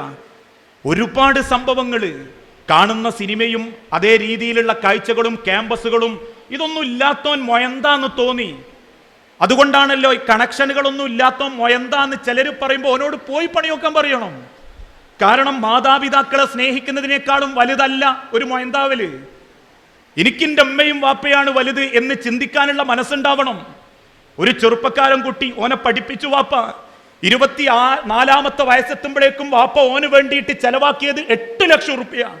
അവസാനം കൂടെ പഠിച്ച ഏതോ ഒരു പെണ്ണിനെയും കുട്ടിയോൻ വീട്ടിക്ക് വന്നു. ആ വാപ്പ കൂട്ടിക്കൊണ്ടുവന്നോ ഓനോട് ചോദിച്ചു, മോളോട് ചോദിച്ചു, മോളെ ഓൻ വിളിച്ചപ്പോ ഈ ഇറങ്ങിപ്പോന്നോ? ആ ഇറങ്ങിപ്പോന്ന സമയത്ത്, അഥവാ വിളിച്ച സമയത്ത് നീ ഇറങ്ങിപ്പോന്നതാണോ? ഇറങ്ങിപ്പോന്നതാ. ഉടനെ ആ വാപ്പ ആ മോനോട് പറഞ്ഞു, മോനെ 20 കൊല്ലം കരള് പോലെ നോക്കിയ ഈ മോള് സ്വന്തം ഉമ്മാന്റെയും വാപ്പാന്റെയും സ്നേഹം മനസ്സിലാക്കാതെ ഈ വിളിച്ചപ്പോഴേക്ക് ഇറങ്ങിപ്പോന്നിട്ടുണ്ടെങ്കിലേ ഓക്ക് സ്നേഹത്തിന്റെ വിലയറിയൂല. ആൺകുട്ടികളെ, നിങ്ങളൊരു ചെറിയ കമന്റ് ഇടുമ്പോഴേക്കും, നിങ്ങളൊരു ചെറിയ ചൂണ്ടലിടുമ്പോഴേക്കും ഓള് കൊത്തിയിട്ടുണ്ടെങ്കിലേ ഓക്ക് സ്നേഹത്തിന്റെ വിലയറിയൂല. അറിഞ്ഞിട്ടുണ്ടായിരുന്നെങ്കിൽ ഒരു പെൺമക്കളും നിങ്ങളെ ചൂണ്ടൽ മക്കളൊത്തൂല. സ്വന്തം വാപ്പാന്റെയും ഉമ്മാന്റെയും നെഞ്ചകം പൊള്ളിച്ചുകൊണ്ട് ഒരു പെൺമക്കൾ അതിന് തയ്യാറാവൂല. ആ സ്നേഹം അവൾക്ക് മനസ്സിലായിട്ടില്ലെങ്കിൽ നിങ്ങൾ കൊടുക്കുന്ന സ്നേഹത്തിനും ഓള് വലിയ വിലയൊന്നും ഇടൂല. എന്നെക്കാളും നല്ല സ്നേഹം കിട്ടിയ വേറെ വഴിക്ക് പോകും മനുഷ്യൻ. അതുകൊണ്ട് നമ്മൾ കാരണം നമ്മളെ മാതാപിതാക്കൾ കണ്ണീര് കുടിക്കരുത്. ഞാൻ പലപ്പോഴും ഇന്ന നിക്കാഹിനും കണ്ടിട്ടുണ്ടാവും. നിങ്ങളൊക്കെ ഓരോ വാപ്പയും കൈ പിടിച്ചു കൊടുക്കുമ്പോൾ ആ വാപ്പാൻ്റെ മുഖത്തുള്ള സന്തോഷം എത്രയാ. കെട്ടുന്ന ചെറുപ്പക്കാരന് കൈ പിടിച്ച് മോളെ ഞാൻ എനിക്ക് തരാന്ന് പറയുമ്പോൾ ഒരു വാപ്പാൻ്റെ നിർവൃതി എത്രയാ. അതൊരു ഏതെങ്കിലും ഒരു ജീവിതത്തിലെ നിർണായക ഘട്ടത്തിൽ മനസ്സോടെ പിടിച്ചു തരുമ്പോണ്ടാകുന്ന സങ്കടം എത്രയാണ്. ഇങ്ങനെയൊക്കെ ആയിപ്പോയി, ഇനി എന്താക്കാനാ, ഞാളില്ലാണ്ടാവും, ഞാള് മരിച്ചു കളയും, ഞാള് നാടുവിടും, ഞാള് രഹസ്യമായിട്ട് ചെയ്യും എന്നൊക്കെ പറയുമ്പോ വാപ്പയും ഉമ്മയും തന്നെയാ. ഓൽക്കേ തോൽക്കാൻ പറ്റും നിങ്ങളെ മുൻപില്, അവര് തോൽക്കാറേ ഉള്ളൂ നിങ്ങളെ മുൻപില്. അവർക്ക് അതിനെ പറ്റൂ. കാരണം വാപ്പയും ഉമ്മയാകുമ്പോ നിങ്ങൾക്ക് അത് മനസ്സിലാവും. ഇപ്പൊ തിരിയൂല. ഒരു ഉമ്മയും വാപ്പയാകുമ്പോ നിങ്ങൾക്ക് അത് മനസ്സിലാവും. ആ തോറ്റ് തരുമ്പോ നിങ്ങൾ വിജയിച്ചു എന്ന് കരുതണ്ട മക്കളെ. നെഞ്ചു പൊട്ടിയിട്ടും നിവൃത്തികേടുകൊണ്ടും നിങ്ങൾക്ക് വേണ്ടിയിട്ടും മനസ്സ് താന്നു തരുന്ന ആ വാപ്പാന്റെയും ഉമ്മാന്റെയും നെഞ്ചകത്തിന്റെ ഉള്ളില് ഏത് കാലത്ത് ആ സങ്കടങ്ങളൊന്ന് മാറ്റുക. അതുകൊണ്ടാ ഇസ്ലാം പഠിപ്പിച്ചതും നമ്മളെ കാഴ്ചകളും കേൾവികളും ഒക്കെ തോന്നിവാസത്തിലേക്ക് എത്താൻ പാടില്ല. നമ്മൾ ജീവിതത്തിലേക്ക് ആരെന്തൊക്കെ ഏതൊക്കെ നിലക്ക് നമ്മളെ സ്വാധീനിക്കാൻ ശ്രമിച്ചാലും നമുക്കൊരു ജീവിതത്തിൽ നമ്മളെ മാതാപിതാക്കളെ മനസ്സുണ്ടായാൽ മതി, ആ മനസ്സിൽ അവരുടെ മുഖം ഉണ്ടായാൽ മതി. ആ ഒരു ചിന്തയാണ് ഞാൻ പറയുമ്പോൾ. ഞാനിപ്പം വരുന്നത് എവിടുന്നാന്നറിയാം ഞങ്ങൾക്ക്? കുറ്റ്യാടി എന്നാണ് വരുന്നത്. കുറ്റ്യാടി മുതൽ ബട്ടർ റോഡ് വരെ നല്ല മഴ, പെരും മഴ. അവിടുന്ന് ഇങ്ങോട്ട് മഴയല്ല, ചാറലേ ഉള്ളൂ. ഞാൻ വരുന്ന സമയത്ത് പേരാമ്പ്രക്കടുത്തുള്ള ഒരു സ്ഥാപനത്തിൽ ഒരു ഉദ്ഘാടനം നടക്കുന്നുണ്ട്. ആ ഉദ്ഘാടനം നടക്കുന്ന ഷോപ്പിൻ്റെ മുൻപിൽ ഒരു മുയലുണ്ട്, വലിയൊരു മുയൽ, മനുഷ്യമൊയൽ. ഒരു മുയലിൻ്റെ തലയാണ്, മുയലിൻ്റെ ഉടലുണ്ട്, രോമക്കുപ്പായൊക്കെ ഉണ്ട്. അതിങ്ങനെ ഡാൻസ് കളിച്ചുകൊണ്ടിരിക്കുക. അവിടെ ചെറിയ ബ്ലോക്ക് വന്നപ്പോൾ ഞാനതിങ്ങനെ നോക്കി നിന്നു. ഞാനിത് പറയുന്നതേ നാളെ എനിക്കും ഈ അവസ്ഥ വരാതിരിക്കാൻ വേണ്ടിയാ, അല്ലാണ്ട് നിങ്ങളുടെ ഇടയിലൊന്ന് പ്രസംഗിച്ച് ഷോ കാണിക്കാനോ ഫാൻസിനുണ്ടാക്കാനോ വേണ്ടിയിട്ടല്ല. ആ തുള്ളിൻ്റെ ഇടയിൽ അതൊരു മനുഷ്യനാണെന്ന് എനിക്ക് ബോധ്യപ്പെട്ടു. കാരണം ഏതെങ്കിലും കാറ്റുകൊണ്ടുള്ളത് അതിനൊരു സ്റ്റെപ്പേ ഉണ്ടാവും. ഇതല്ല, എന്തൊക്കെയോ കാണിക്കുന്നുണ്ട്. ഒരു അറിഞ്ഞൂടാത്ത തുള്ളല്, ഒരു അറിഞ്ഞൂടാത്ത ഡാൻസ്. അതിനനുസരിച്ചിട്ട് ഓൻ അതിനേക്ക് ഇങ്ങനെ ക്ഷണിക്കുന്നുണ്ട് ബസ്സുകാരെയൊക്കെ. ആ ഒരു രൂപത്തിൻ്റെ താഴെ ആരാന്നറിയാൻ ഒരൊറ്റ ഐഡൻറ്റിറ്റിയേ ഉള്ളൂ. പകുതി പൊളിഞ്ഞു പോയി തുന്നിച്ചേർത്തൊരു VKCൻ്റെ പ്രായമുള്ളവർ ഇടുന്ന ഒരു ചെരുപ്പ്. ആ ചെരുപ്പ് കണ്ടപ്പോൾ എനിക്ക് മനസ്സിലായി ഏതോ ഒരു വാപ്പയാ, ഏതോ ഒരു വാപ്പയാ. ചെറുപ്പക്കാരനൊന്നുമല്ല, ഏതോ ഒരു പ്രായമുള്ള വാപ്പ, അധികം പ്രായമല്ലാത്ത ഒരു പ്രായമുള്ള വാപ്പ. കറുത്ത അഥവാ ചുളിഞ്ഞ് കറുത്ത് കിടക്കുന്ന ഒരു കാലും അതിൻ്റെ ഉള്ളിൽ ഒരു VKC ചെരുപ്പും, അവിടുന്ന് മേലോട്ടൊരു മുയലിൻ്റെ ഉടലും.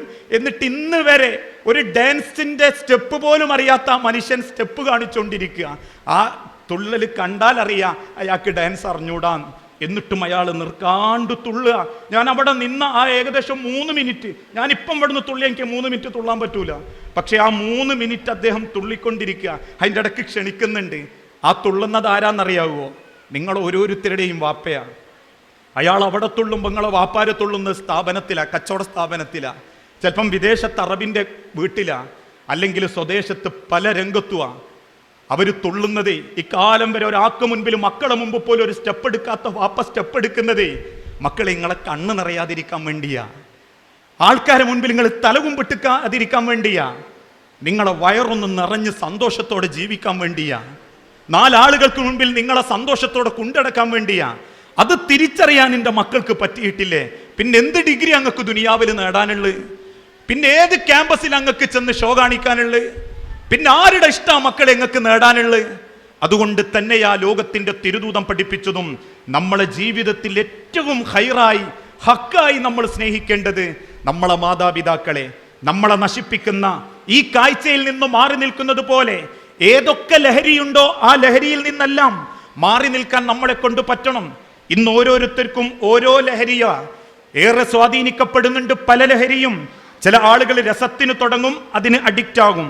ചിലർക്ക് പലതിനോടും ആ ലഹരി, മദ്യത്തോട്, അതേമാതിരിയുള്ള കഞ്ചാവിനോട്, അതേ രീതിയിലുള്ള സിഗരറ്റിനോട്, അല്ലെങ്കിൽ ചിലർക്ക് പ്രണയത്തോട്, അല്ലെങ്കിൽ ചിലർക്ക് കാണുന്ന തോന്നിവാസത്തിന്റെ കാഴ്ചയോട്, ഇങ്ങനെ പലതിനോടും ലഹരി. അവസാനം ജീവിതം നശിച്ചുകൊണ്ടിരിക്കുന്ന ഒരവസ്ഥയിലേക്ക് എത്തും.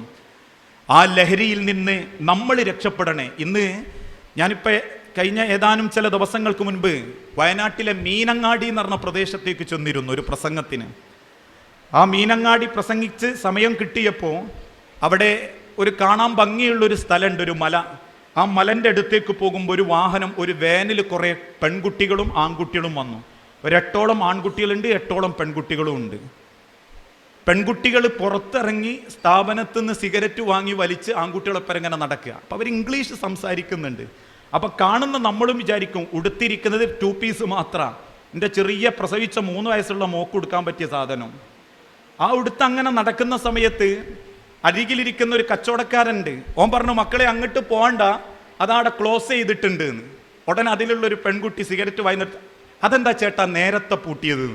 അപ്പം നമുക്ക് മനസ്സിലായി, മലയാളികൾ നമ്മൾക്കിടയിലുള്ള പലരും ഇത്തരത്തിലുള്ള ലഹരികളിലേക്ക് അഡിക്റ്റായിക്കൊണ്ടിരിക്കുമ്പോൾ പല ലഹരിയാ പലർക്കും ആ ജീവിതത്തിലേക്ക് ലഹരി ഉപയോഗിക്കുന്നു. ഇത് പറയാനുള്ള കാരണം ഇന്ന് ലഹരി സ്ഥാപനങ്ങളെ കേന്ദ്രീകരിച്ച് വരാൻ തുടങ്ങി.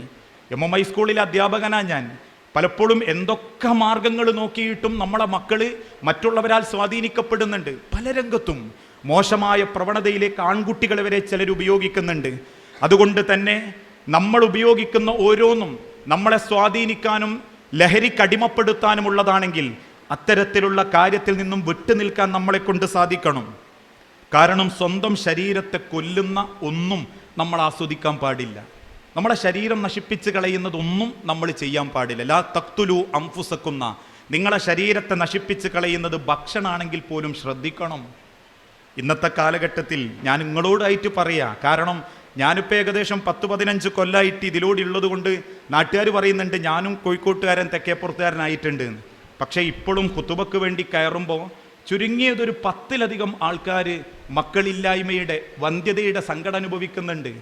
കാരണം ഭക്ഷണ സംസ്കാരം മാറിയപ്പോൾ കൊളസ്ട്രോൾ കൂടി, ഹോർമോണുകൾ ഇല്ലാതായി, ഹോർമോണുകൾ കൂടി ഗർഭം ധരിക്കാനുള്ള അവസ്ഥ പോലും ആണിനും പെണ്ണിനും ഇല്ലാണ്ടായിക്കൊണ്ടിരിക്കുക. അനിയന്ത്രിതമായ ഭക്ഷണ രീതികൾ നമ്മൾ ഇന്നത്തെ കാലഘട്ടത്തിൽ മക്കൾക്ക് വീട്ടിലുണ്ടാക്കുന്നത് പോരാ എന്ന് തോന്നിത്തുടങ്ങിയിട്ടുണ്ട്. ബർഗർ ഇല്ലേ ഒക്കെ ജീവിക്കാൻ പറ്റൂല, സാൻഡ്വിച്ച് ഇല്ലേ ഒക്കെ ജീവിക്കാൻ പറ്റൂല. കൂട്ടുകാരോടൊപ്പം അതിങ്ങനെ വാരി വലിച്ച് തിന്നിട്ടില്ലെങ്കിൽ സ്വസ്ഥതല്ല. ആഴ്ചയിൽ 3 ദിവസം ഒരു പെൺകുട്ടി പറയുന്നത് ഞാൻ തന്നെ ഇട്ടിട്ടുണ്ട്, 2 ദിവസമായി ഞാനൊരു ബർഗർ തിന്നിട്ട് എന്ന്. ഞാൻ 3 ആഴ്ച ഇതുവരെ തിന്നിട്ടില്ല, അതിന് മുമ്പ് ഒരു കല്യാണത്തിന് കിട്ടിയതാ. ആ രീതിയിൽ ഭക്ഷണത്തോടുള്ള അനിയന്ത്രിതമായ ആവേശം, ഒരു ലഹരിയാ ചിലർക്ക് ഭക്ഷണം. ആ ഭക്ഷണം എങ്ങനെയപ്പം അള്ളാന്റെ തിരുദൂതൻ പറഞ്ഞു 1/3 കഴിക്കാവൂന്ന്. അതുപോട്ടെ, 1/3 കഴിക്കാൻ പറ്റിയിട്ടില്ലെങ്കിലും ഇന്ന് ഭക്ഷണം പോലും പവറിനായി മാറി. ഇന്ന് വിളിച്ചാൽ വിളിപ്പുറത്ത് ഭക്ഷണം കിട്ടും. അതുകൊണ്ട് സകല വീട്ടിലും ആൾക്കാരും മക്കളും ഓൺലൈനിൽ നോക്കിക്കുക, ഒരു ജ്യൂസിന് ഓർഡർ ചെയ്താൽ 2 എണ്ണം കിട്ടുന്ന സമയം നോക്കി ഞക്കെ ഒരേ വീട്ടിലേക്ക് ഭക്ഷണ സാധനങ്ങൾ ഓർഡർ വിളിച്ച് വരുത്തിയിട്ട് അത് വീട്ടിൽ നിന്ന് കഴിക്കുമ്പോൾ അതിലൊക്കെ എന്ത് നന്മയാ മക്കളെ ഉള്ളത്. അവനാൻ്റെ വീട്ടിൽ ഉമ്മാര് വെച്ച് വിളമ്പി കൈകൊണ്ട് വിളമ്പിത്തരുമ്പോൾ ആ സന്തോഷത്തോടു കൂടി തിന്ന് സന്തോഷം പ്രകടിപ്പിക്കേണ്ടതിന് പകരം ഭക്ഷണ രംഗത്ത് പോലും പല മക്കളും ഉമ്മാര് വാപ്പാര് വീട്ടിൽ വെച്ച് വിളമ്പി വെക്കും. രാത്രി ഓൻ്റെ ഒരു വിളി, ഞാൻ പുറത്തുനിന്ന് കൂട്ടുകാരപ്പരം കഴിച്ചിട്ടുണ്ട്, അതുകൊണ്ട് എനിക്ക് ഭക്ഷണം വേണ്ട. ആ ഭക്ഷണം പിറ്റേന്ന് കാടിവെള്ളത്തിലേക്ക് കള്ളുമ്പോൾ നിങ്ങൾ ഓരോരുത്തരും കുറ്റവാളികളാകുക. നമ്മുടെ ജീവിതത്തിൽ നമ്മളെ ഒരിക്കലും ഏത് തരത്തിലുള്ള ലഹരിയും നമ്മളെ സ്വാധീനിക്കാൻ പാടില്ല. മിതമായി, ഈ പറഞ്ഞതിൻ്റെ അർത്ഥം നിങ്ങൾ പുറത്തു പോയിട്ട് ഇതൊന്നും തിന്നരുത് എന്നല്ല.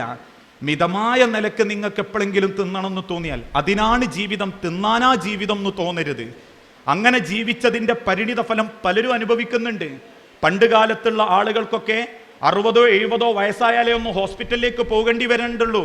ഇന്നത്തെ കാലഘട്ടത്തിൽ 30 വയസ്സ് കഴിഞ്ഞ പലരും ആൻജിയോപ്ലാസ്റ്റും ബ്ലോക്കും സ്ട്രോക്കും കഴിഞ്ഞവരാ.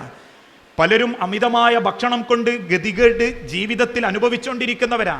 അതുകൊണ്ട് ഭക്ഷണം ഒരിക്കലും നമ്മളെ ഒരു ലഹരിയായി മാറാൻ പാടില്ല. ഭക്ഷണം മിതമായ നിലക്ക്, വീട്ടിലെ ഭക്ഷണത്തിന് കുറ്റം പറയുമ്പോൾ ചിന്തിക്കണം. ലോകത്തിൻ്റെ തിരുദൂതൻ സഹാബത്തിനെ പഠിപ്പിച്ചൊരു വാക്കുണ്ട്, നിങ്ങൾ ഒരിക്കലും ഭക്ഷണത്തെ കുറ്റം പറയരുത്. ആ ഭക്ഷണം നിങ്ങൾക്ക് കിട്ടിയാൽ നിങ്ങൾ കഴിക്കുക, ഇഷ്ടപ്പെട്ടിട്ടില്ലേ കുറ്റം പറയാതെ സാധ്യമാകുന്ന അത്ര ഭക്ഷിച്ച് എഴുന്നേറ്റ് പോവുക. ഭക്ഷണം മക്കൾക്ക് എന്താ ഉണ്ടാക്കി കൊടുക്കേണ്ടിയെന്നുള്ള ബേജാറ് അമ്മമാർക്കും പാപ്പാർക്കും ഇപ്പം. എന്താ പോൽക്കൊരു ഇഷ്ടപ്പെട്ട് ഉണ്ടാക്കുക. ഇന്നലെ അതുണ്ടാക്കി, ഇന്ന് ഇതുണ്ടാക്കി, നാളെ യൂട്യൂബ് നോക്കി ഉണ്ടാക്കി, മറ്റന്നാൾ ഫേസ്ബുക്ക് നോക്കി, അതിൻ്റെ പിറ്റേന്ന് ഇളയമനെ വിളിച്ചു നോക്കി. ഇങ്ങനെ ഓരോന്നും മാറ്റി മാറ്റി ഉണ്ടാക്കിയിട്ട് മക്കൾക്ക് തികയുന്നില്ല. ഞാൻ നിങ്ങളെ കുറ്റം പറയാന്ന് കരുതരുത്. നമ്മൾ ഇപ്പം ജീവിക്കുന്ന ഈ 10-20 വയസ്സ് വരെ അല്ല ജീവിതം. ഇത് പിന്നീട് അനുഭവിക്കുന്ന 10-40 കൊല്ലം 60 കൊല്ലം നമ്മളെ കാത്തിരിക്കുന്നുണ്ട്. ആ സമയത്തേക്ക് കൂടി എൻ്റെ അനിയന്മാരും അനിയത്തിമാരും ശ്രദ്ധിക്കണം. ഭക്ഷണത്തിൻ്റെ കാര്യത്തിൽ സമയം പരിമിതമാണ്, ദീർഘിപ്പിക്കുന്നില്ല. അതോടൊപ്പം തന്നെ ഒരു ഫാഷൻ ഭ്രമം, അമിതമായ ആസക്തി വസ്ത്രത്തോട്.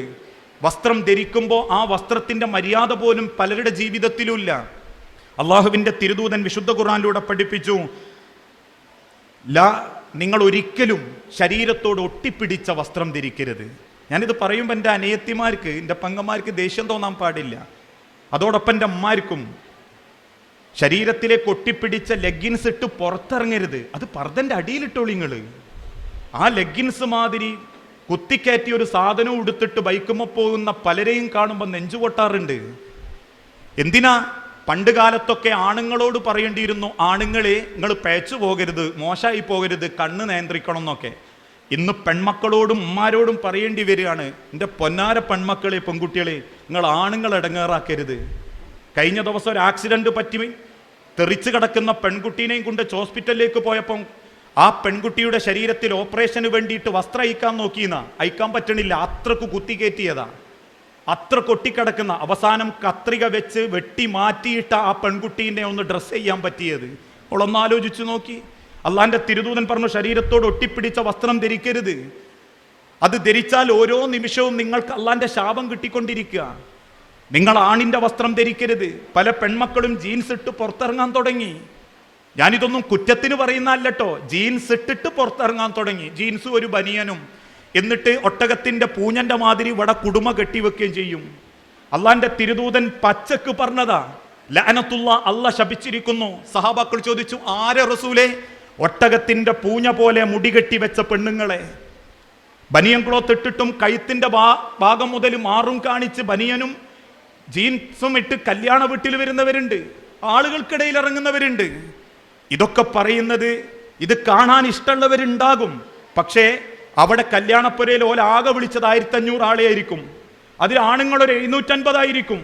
ആ 750 ആണുങ്ങൾക്കോ ആൺകുട്ടിയൊക്കോ ഇനി കാണുന്നവർ ചുരുങ്ങിയ 1000, ഇനി വേണ്ട 10,000 കൂട്ടിക്കോ. ലോകത്ത് കോടാനുകോടി മലക്കളുണ്ട്. ആ വസ്ത്രം ധരിച്ച് പുറത്തിറങ്ങുന്ന പെണ്ണിനെ കോടിക്കണക്കിന് മലക്കൾ ശപിച്ചുകൊണ്ടിരിക്കുന്ന, ഞാൻ പറഞ്ഞല്ല, ഹദീസിൽ രേഖപ്പെടുത്തപ്പെട്ടതാ. അത് മക്കളാണെങ്കിലും ഉമ്മാരാണെങ്കിലും അള്ളാന്റെ മലക്കൾ ശപിച്ചുകൊണ്ടിരിക്കുന്ന, 1-2 അല്ല, കോടിക്കണക്കിന് മലക്കുകൾ. അതുകൊണ്ട് ആ പെൺമക്കളെ വസ്ത്രത്തിൽ ആണുങ്ങളുടെ വസ്ത്രത്തോട് സാദൃശ്യം തോന്നിപ്പിച്ച് ആണാണ് എന്ന കോലത്തിൽ ആണുങ്ങളെ പോലെ ജീവിക്കാൻ വേണ്ടിയിട്ട് ചിന്തിക്കുന്ന മനസ്സുമായി ഇന്ന് പലരും പുറത്തിറങ്ങിയിട്ടുണ്ട്. അവരാണ് ഫെമിനിസ്റ്റുകളും ആക്ടിവിസ്റ്റുകളും. അവർ മീഡിയന്റെ റൂമിലിരുന്നിട്ട് ഇസ്ലാമിനെയും മറ്റുള്ളവരെയും കുറ്റം പറയും. പക്ഷേ ഒരു മുസ്ലിം പെണ്ണിന്റെ ഏറ്റവും നല്ല അന്തസ് എന്താണെന്നറിയാവോ? അവൾ മര്യാദയിൽ വസ്ത്രം എടുത്ത് അവളെ ഭർത്താവിന് മാത്രം അവകാശപ്പെട്ടത്, ആ ഭർത്താവിന് മാത്രം പ്രതീക്ഷിച്ച് ജീവിക്കുന്ന ജീവിതം, ആ പ്രതീക്ഷയിലാണ് എൻ്റെ പെങ്ങന്മാരെങ്കിൽ നിങ്ങളെ മനസ്സാഗ്രഹിക്കുന്ന നല്ല ജീവിതം അള്ള തരും. നിങ്ങൾ ആ പ്രതീക്ഷിക്കുന്ന ഓരോ നിമിഷത്തിനും അള്ള നിങ്ങൾക്ക് നന്മ രേഖപ്പെടുത്തിക്കൊണ്ടിരിക്കുക. ഇന്ന് ഫാഷൻ ഭ്രമ, എന്താ ഉടുക്കുന്നതെന്ന് അവർക്ക് തന്നെ ഓർമ്മല്ല. നാലാൾക്ക് ഉടുക്കാനുള്ളത് ഒരാൾക്ക് ഉടുത്ത് വരുന്നത് കാണാം. അതിൻ്റെ അവിടേക്ക് കുറേ ഉണ്ടാവും, ഇവിടേക്ക് കുറേ ഉണ്ടാവും, മേപ്പിട്ടൊക്കെ ഉണ്ടാവും. തമാശക്ക് പറയലുണ്ട്, ആലിൻ്റെ ചോട്ട് പോയി ഇന്ന മാതിരിന്ന്. എവിടൊക്കെയാ വള്ളി തൂങ്ങുന്നതെന്ന് നമുക്ക് തന്നെ ഓർമ്മ ഉണ്ടാവില്ല. ആളുകൾക്കറിയാം ഇത് ചവിട്ടിക്കൂട്ടാനുള്ളതാണ്, എന്നിട്ട് കാണാൻ എടുത്ത് പിടിച്ച് പൊന്തിച്ച് നടക്കുന്നതും. ഓരോ നിമിഷവും അള്ളാൻ്റെ ശിക്ഷ നമുക്ക് കിട്ടിക്കൊണ്ടിരിക്കുക. അതുകൊണ്ട് സൂക്ഷിക്കണം. അമിതമായ ഫാഷൻ ഭ്രമം. ഇതേപോലെ തന്നെ ആ മക്കളോടും ഇസ്ലാം പറഞ്ഞ ഒരു കാലഘട്ടം ഉണ്ടായിരുന്നു. നമ്മളിങ്ങനെ പ്രസംഗിച്ച് പറയേണ്ടിയിരുന്നു, ആൺകുട്ടികളെ നെരിയാണിക്ക് മേലെ പാൻ്റ് ഉടുക്കണം, നിങ്ങൾ താടി നീട്ടണം എന്നൊക്കെ പറഞ്ഞൊരു കാലം ഉണ്ടായിരുന്നു. ഇപ്പം എന്താണെന്നറിയാല, ആൺകുട്ടികളെ മുഖത്തൊക്കെ താടിയുണ്ട്, പാൻ്റൊക്കെ നെരിയാണിക്ക് മേലെ ചെയ്യുക. അപ്പോൾ നമ്മളും കരുതിപ്പോയി പഠിച്ചോനെ നല്ല മാറ്റാണല്ലോ എന്നൊക്കെ. പക്ഷെ ഇപ്പം ചില പെൺകുട്ടികളും കണ്ടിക്ക് നെരിയാണിക്ക് മേലുള്ള പാൻറ്റും ക്യാൻവാസ് ഷൂസും. ഒരു നിമിഷങ്ങൾ ആലോചിച്ച് നോക്കി, അള്ളാഹ്ക്ക് വേണ്ടിയിട്ടാണ് ഞാൻ മാറിയെന്ന് ചിന്തിച്ചിരുന്നെങ്കിൽ നിങ്ങൾ ആ ഉടുക്കുന്ന പാൻറ്റിന് അള്ളാൻ്റെ അടുത്ത് കൂലിയാണ്. അള്ളാഹ്ക്ക് വേണ്ടിയാ ഞാനിത് വെച്ചതെന്ന് പറയുമ്പോൾ ഉള്ളത് ഒന്നോ രണ്ടോ ആണെങ്കിലും അല്ലെങ്കിൽ അല്ല ആ രീതിയിലാണെങ്കിലും ആ ഒരു സുന്നത്ത് എനിക്ക് കിട്ടട്ടെ എന്ന് കരുതിയിട്ടാണെങ്കിൽ അതിന് കൂലിയാണ്.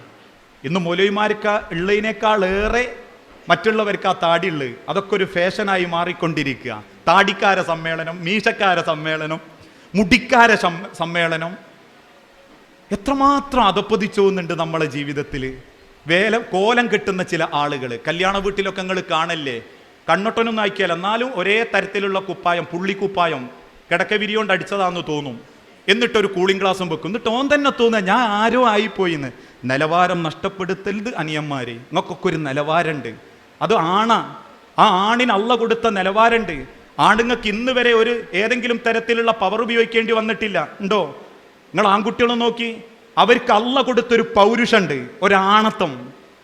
അത് ഇന്ന് വരെ അവർക്ക് സൗന്ദര്യവർദ്ധക വസ്തുക്കൾ ഉപയോഗിക്കേണ്ടി വന്നിട്ടില്ല. ഒരു പെണ്ണുപയോഗിക്കുന്ന സൗന്ദര്യ വസ്തുക്കൾ ആണ് ഉപയോഗിക്കാറുണ്ടോ? എന്തൊക്കെ മേത്തേച്ച് നടന്നാൽ അവർക്കൊരു ഭംഗി ഉണ്ടാവുക. എന്നാൽ നമ്മളെയോ ആണിൻ്റെ പൗരുഷം നഷ്ടപ്പെടുത്തുന്ന നിലവാരമില്ലാത്ത പണിക്ക് പോകരുത്. അതൊന്നും ഒരു പവറല്ല, അത് ജീവിതത്തിൽ ഏറ്റവും നിലവാരമില്ലാത്ത ഇടപാടുകളാണ്. അതേമാതിരി എന്തെങ്കിലുമൊക്കെ തുള്ളിക്കളിക്കുക, നാലാളങ്ങോട്ട് എന്തെങ്കിലും ഒരു പാട്ട് കെട്ടിയ വേറെ കോലത്ത് കളിക്കുക. അതുകൊണ്ട് അമിതമായൊരു ഫാഷൻ ഭ്രമം നമ്മളെ ജീവിതത്തിൽ നമ്മളെ സ്വാധീനിക്കാൻ പാടില്ല. നമ്മൾ ധരിക്കുന്നത് യുവാരി സൗആത്തിക്കും വരീഷ, നാണം അറിയണം. അതിന് ക്യാഷല് പറ്റൂല എന്നൊന്നുമില്ല. നേരത്തെ പറഞ്ഞ മാതിരി വാപ്പാക്ക് കഴിവുണ്ടോ, അത്യാവശ്യം നല്ല ഡ്രസ്സുകൾ വാങ്ങിക്കോ, വെള്ളയെ ധരിക്കാവൂന്നില്ല. കറുപ്പുള്ള വസ്ത്രം തിരുദൂതനുണ്ട്, പച്ച വസ്ത്രം സഹാബത്തിനുണ്ട്. എന്നാൽ ധരിക്കുന്ന വസ്ത്രം അത്യാവശ്യം മാന്യായിരിക്കണം, അതിൻ്റെ ഒരു ഭംഗി ഉണ്ടാവണം. എങ്ങനത്തെ ഭംഗി? മറ്റൊരാൾക്ക് സങ്കടമില്ലാത്ത, അവർക്ക് ഒരു പേക്കോലമായി തോന്നാത്ത രീതിയിലാവണം. അതോടൊപ്പം തന്നെ ധരിക്കുന്ന വസ്ത്രം നമ്മളെല്ലാ രംഗത്തും ആ മര്യാദ കാത്തു സൂക്ഷിക്കാൻ പറ്റണം. അവസാനമായി ഇന്ന് നമ്മളെ ഏറെ സ്വാധീനിച്ചു കൊണ്ടിരിക്കുന്ന മൊബൈൽ മാനിയ, അനിയന്ത്രിതമായ ഫോണിൻ്റെ ഉപയോഗങ്ങൾ പല ചെറുപ്രായത്തിൽ പോലും ഇത് ലഹരിയായി മാറിക്കൊണ്ടിരിക്കുക. ഒരു വാപ്പ പറഞ്ഞു, ഉസ്താദേ മോളെ അഥവാ എൻ്റെ മകൾക്ക് ഒരു സൂക്കേടുണ്ട്, നിങ്ങളൊന്ന് ദുആ ഇറക്കണം കേട്ടോ. എന്താ സൂക്കേട്? കണ്ണിൻ്റെ പിന്നിൽ ഒരു ചെറിയ ഓപ്പറേഷനാണ് എന്ന് പറഞ്ഞാൽ ഞരമ്പിനൊരു ഓപ്പറേഷൻ. എന്താ കാരണം? രാത്രി ഫോൺ ഇങ്ങനെ ഉപയോഗിച്ചിട്ട്, ഇത് വെറുതെ പറയുന്നതല്ല കേട്ടോ, എൻ്റെ മുഖത്ത് നോക്കി പറഞ്ഞതാ വാപ്പ. രാത്രി ലൈറ്റ് ഓഫാക്കിയാൽ പിന്നെ ഇതിനൊരു നീല വെളിച്ച, ആ വെളിച്ചത്തിലേക്ക് ഇങ്ങനെ നോക്കി നിന്നിട്ട് കുട്ടീൻ്റെ കണ്ണിന് എന്തോ ഒരു പ്രയാസം വന്നു. ആ പ്രയാസം വന്നപ്പോൾ അതിന് ചികിത്സിച്ച ഡോക്ടർമാർ അവസാനം പറഞ്ഞത് ഈ കണ്ണ് മാറ്റിയിട്ട് ഡമ്മി കണ്ണ് വെക്കണം എന്നാ. അവസാനത്തെ പിടിവള്ളിയായിട്ട് അദ്ദേഹം മകളെയും കൊണ്ടുവച്ച് കോയമ്പത്തൂർക്ക് പോയിട്ടുണ്ട്. അത്രമാത്രം. ഇനി അതിനേക്കാൾ ഉപരിയോ ഈ ഫോണ് മൂലം എത്ര കുടുംബങ്ങളാണ് നശിച്ചുകൊണ്ടിരിക്കുന്നത്, എത്ര ആളുകളാ ഒരു മര്യാദ പോലും ഇല്ലാത്ത രീതിയിൽ ഉപയോഗിച്ചുകൊണ്ടിരിക്കുന്നവർ. ഒരിക്കലും ഫോണ് നമ്മളെ സ്വാധീനിക്കാൻ പാടില്ല, നമ്മളെ കീഴ്പ്പെടുത്താൻ പാടില്ല. ആവശ്യത്തിന് ഉപയോഗിക്കുന്ന, കുടുംബത്തെ തകർക്കാത്ത, ഏതെങ്കിലും തരത്തിൽ ആത്മഹത്യയിലേക്കോ അസുഖങ്ങളിലേക്കോ കൊണ്ടുവരാത്ത, ഒരു മര്യാദക്ക് വേണ്ടി ജീവിതത്തിലേക്ക് മര്യാദ കാണിക്കാൻ പറ്റുന്ന രീതിയിൽ അത് ഉപയോഗിക്കാൻ നമ്മളെ കൊണ്ട് സാധിക്കണം. ഈ ഫോൺ ഉപയോഗം പ്രത്യേകിച്ച് ഇന്നത്തെ കാലഘട്ടത്തിൽ നമ്മളുടെ ജീവിതത്തിൽ മറ്റൊരാളുമായിട്ട് ഇടപെടുന്ന ഏറ്റവും വലിയ മാധ്യമമാണ് ഫോണ്. ആ ഫോണ് എനിക്കെൻ്റെ വാപ്പ വാങ്ങി തന്നതാണെങ്കിൽ, അല്ലെങ്കിൽ ഉമ്മ തന്നതാണെങ്കിൽ, ഇന്ന വിശ്വാസത്തോടു കൂടി എൻ്റെ രക്ഷിതാക്കൾ എനിക്ക് ഗിഫ്റ്റായിട്ട് തന്നതാണെങ്കിൽ, ആ വിശ്വാസം നശിപ്പിക്കുന്ന തരത്തിലുള്ള ഒരു മെസ്സേജുകളിലും ഒരു തോന്നിവാസത്തിലും എൻ്റെ അനിയന്മാരും അനിയത്തിമാരും ഇടപെടാൻ പാടില്ല. കാരണം ജീവിതത്തിൻ്റെ ഒട്ടേറെ രംഗത്ത് ഇതൊരു വലിയ ഫിത്നയായി മാറുന്നുണ്ട്. ഞാൻ ഇനിയും ദീർഘിപ്പിക്കുന്നില്ല. അവസാനമായി ഒരിക്കൽ കൂടി ഓർമ്മപ്പെടുത്താനുള്ളത്, ഇതൊക്കെ സൂക്ഷിക്കേണ്ട കാര്യങ്ങളാണ്. ഇതെന്തിനാ സൂചിപ്പിച്ചത് എന്ന് ചോദിച്ചാൽ, നിങ്ങളൊക്കെ ഒരു പ്രതീക്ഷയാണ് മക്കളെ, ഒരുപാട് സ്വപ്നങ്ങളാണ് നിങ്ങളൊക്കെ. നിങ്ങൾ എന്താവണം നിങ്ങളെ രക്ഷിതാക്കൾ ചിന്തിച്ച് പ്രാർത്ഥിച്ച് എന്നോ തുടങ്ങിയിട്ടുണ്ട്. എന്നിട്ടും ആ സാധുക്കൾ നിങ്ങൾക്ക് വേണ്ടിയിട്ട് ജീവിതം മാറ്റിവെച്ച് ജീവിച്ചുകൊണ്ടിരിക്കുക. ആ അമ്മനെയും വാപ്പനെയും കണ്ണ് നിറയാതെ, അവർക്കൊരു സങ്കടം വരുത്താതെ അവരെ സംരക്ഷിക്കാൻ പറ്റണം. നമ്മളുടെ വാക്കോ നോട്ടോ അവരുടെ മനസ്സിലൊരു പോറലുണ്ടാക്കാൻ പാടില്ല. ഞാൻ എൻ്റെ ജീവിതത്തിലുള്ള ഒരു അനുഭവം പറയാം. ഞാൻ ഒന്നരാടൻ, അതായത് 2 ദിവസത്ത് കൂടുന്നതിൻ്റെ ഇടയ്ക്ക് ഞാൻ എൻ്റെ ഉമ്മാൻ്റെ അടുത്ത് പോയിട്ടുണ്ട്. നിങ്ങൾക്ക് എൻ്റെ ഉമ്മാൻ്റെ അടുത്ത് വരാം. നന്മണ്ട കാരക്കുന്നത്ത് കൂളിപ്പോയിൽ ഇവിടുത്തെ പലരും വന്നിട്ടുണ്ട്. ആ ഉമ്മാനോട് ഞാൻ ചോദിക്കാറുണ്ട്, എൻ്റെ സ്വഭാവം എന്തെങ്കിലും എൻ്റെ ഉമ്മാക്കൊരു ബേജാറുണ്ടാക്കിയിട്ടുണ്ടോ? എൻ്റെ സ്വഭാവം കൊണ്ടോ പെരുമാറ്റം കൊണ്ടോ എൻ്റെ വാപ്പാക്ക് എന്തെങ്കിലും ബേജാറുണ്ടായിട്ടുണ്ടോ? വാപ്പയുടെ ആവശ്യങ്ങൾ നിർവഹിക്കാൻ പറ്റാതെ, വാപ്പ മനസ്സിൽ ഒരു കാര്യം എന്നോട് പറഞ്ഞിട്ട്, അല്ലെങ്കിൽ എൻ്റെ ആവശ്യം ഉണ്ടായിട്ട് അത് നിർവഹിച്ചു കൊടുക്കാൻ പറ്റാത്തൊരവസ്ഥ ഉണ്ടായിട്ടുണ്ടോ എന്ന് ഞാൻ ചോദിക്കലുണ്ട്. ആ ചോദ്യങ്ങൾ ഇന്ന് ചോദിക്കണം ഉമ്മാനോട്. ഉമ്മ, എൻ്റെ എന്തെങ്കിലും സ്വഭാവം എൻ്റെ ഉമ്മാക്ക് ഇഷ്ടപ്പെടാത്തതുണ്ടോ? ഉമ്മാര് പറയുങ്ങളോട്, മോളെ എനിക്ക് ശേഷം ദേഷ്യം കൂടുതലാണ്, ഇനി വെറുതെ ചാടി കളിക്കും, എന്നാൽ ആ സ്വഭാവം മാറ്റണം. മോനെ, വാപ്പ പറയും സുബഹിക്ക് പള്ളിയിൽ പോകണം, അല്ലെങ്കിൽ ഇങ്ങനെ നല്ല നല്ല കാര്യങ്ങളൊക്കെ ചെയ്യണം. ആ മാതാപിതാക്കളാണ് നമ്മളുടെ സ്വർഗം എന്ന് തിരിച്ചറിയണം. മഹാനായ ലുക്മാൻ റഹ്മത്തുള്ളാഹി അലൈഹിൻ്റെ ഒരു കഥ ഉണ്ട്. ലുക്മാൻ തൻ്റെ മകന് എല്ലാ ഉപദേശവും കൊടുക്കും. അവസാനം നന്മയിൽ ആ മകനങ്ങനെ വളർത്തിക്കൊണ്ടുവന്ന് അവസാനം മരണം തേടിയെത്തുമെന്ന് തോന്നിയപ്പോൾ ഒരു ദിവസം ലുക്മാൻ, താബീങ്ങളിൽപ്പെട്ട ഒരു മനുഷ്യനാ, അദ്ദേഹം തൻ്റെ മകനെ വിളിച്ചിട്ട് പറയും, മോനെ, നീ സ്വർഗത്തിൽ നിന്നൊരു പിടി മണ്ണ് കൊണ്ടുക, നീ സ്വർഗത്തിൽ നിന്നൊരു പിടി മണ്ണ് കൊണ്ടുക. ഉടനെ വാപ്പാനോട് ചോദിച്ചു, വാപ്പ ഒരു പിടി മതിയോ? മതി. ആ മകൻ തിരിച്ചു നടക്കുക. ലുക്മാൻ അത്ഭുതത്തോടെ ആ മകനെ പിന്തുടർന്നു. എവിടുന്നാണോ ആ മണ്ണെടുക്കുന്നതെന്ന് അറിയണം. വീട്ടിൽ ചെന്ന് അടുക്കളയിൽ അഥവാ ഭക്ഷണം പാകം ചെയ്യുന്ന ഉമ്മാൻ്റെ അരികിൽ ചെന്ന് ഉമ്മാനോട് പറഞ്ഞു, ഉമ്മ, നിങ്ങൾ കാലൊന്നു പൊക്കി. ആ ഉമ്മാൻ്റെ കാല് പതിഞ്ഞ ഭാഗത്ത് നിന്ന് ഒരു പിടി മണ്ണെടുത്ത് വന്നു ആ മകൻ. ലുക്മാൻ ചോദിച്ചു, മോനെ, ഇതെന്താ? തുറാബുൻ മിൻ തുറാബിൽ ജന്ന, സ്വർഗത്തിലെ മണ്ണിൽപ്പെട്ടൊരു മണ്ണാണ് വാപ്പ ഇത്. ഇതെവിടുന്ന് എടുത്ത്? ഉമ്മാൻ്റെ കാലിൻ്റെ ചുവട്ടുന്ന്. ഒരു ഉമ്മ അനുഭവിക്കുന്ന വേദനയും സങ്കടവും എത്രയാന്ന് കണ്ടിട്ടുണ്ടോമാര്? അത് നിങ്ങളൊക്കെ ഒരു ഉമ്മയാവാൻ നേരത്തെ അറിയൂ. അതിൻ്റെ മുൻപ് അറിയുന്ന മക്കളാണ് നല്ല മക്കൾ. വയറ് നിറച്ച് തിന്നാൽ പിന്നെ നമുക്ക് എവിടെയും കിടക്കണ്ടേ? വേണ്ടേ? നടക്കാനാവുമോ? ഇല്ല. ഫുള്ളാണ് എന്ന് പറഞ്ഞാൽ നമുക്ക് എന്തോ ഒരു അസ്വസ്ഥതയാണ്. നമ്മൾ ജനിക്കുമ്പോൾ ചിലപ്പോൾ 2.5 കിലോ മുതൽ മൂലയിട്ടുണ്ടാകും. 2.5 കിലോ നിങ്ങളെ കൈമൽ ഇങ്ങനെ കുറച്ചു നേരങ്ങൾ പിടിക്കുമോ? ആവൂല. ഇപ്രാവശ്യത്തെ ഓണാഘോഷ പരിപാടിയിൽ ചില ആൾക്കാർ പരിപാടി നടത്തിയെന്താണെന്നറിയോ? ഒരു ഇഷ്ടിക അങ്ങനെ പിടിക്കലായിരുന്നു. മാക്സിമം 1.5 മിനിറ്റ്, അപ്പോഴേക്ക് അത് വീണു പോകും. ഒരു ഇഷ്ടികൻ്റെ കനം മാക്സിമം 1.25 കിലോയാണ്. ഇനി 2 കിലോ കൂട്ടിക്കോ. 2.5-3 കിലോ ഉള്ള നമ്മളെ തോളത്ത് എടുത്ത് എത്ര മണിക്കൂർ ഈ ഇമ്മാർ നടന്നിട്ടുണ്ട് എന്നറിയാമോ? ഞാനതിപ്പോൾ കാണുന്നുണ്ട്, എൻ്റെ ഭാര്യ എടുത്ത് നടക്കണത്.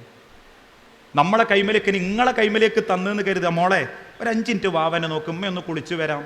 3 മിനിറ്റ് നമ്മൾ വിളി തുടങ്ങും, മാ തീർന്നോ, മാ കഴിഞ്ഞോ? എടുക്കാൻ തന്നിട്ടുണ്ടെങ്കിൽ നമ്മൾ തിരിച്ചുകൊണ്ടൊക്കെ കൊടുക്കും. എന്നിട്ട് കയ്യേറി കടഞ്ഞിട്ട് അത്രമാത്രം ത്യാഗം സഹിച്ച് നമുക്ക് വേണ്ടി ജീവിച്ച മാതാപിതാക്കൾ. രാത്രി 2:30 മണിക്ക് ഞാനിപ്പോൾ ചിന്തിക്കാറുണ്ട്. ഞാൻ പറഞ്ഞാൽ എനിക്ക് ചെറിയൊരു 3 മാസം പ്രായമുള്ള ഒരു കുഞ്ഞനുണ്ട്.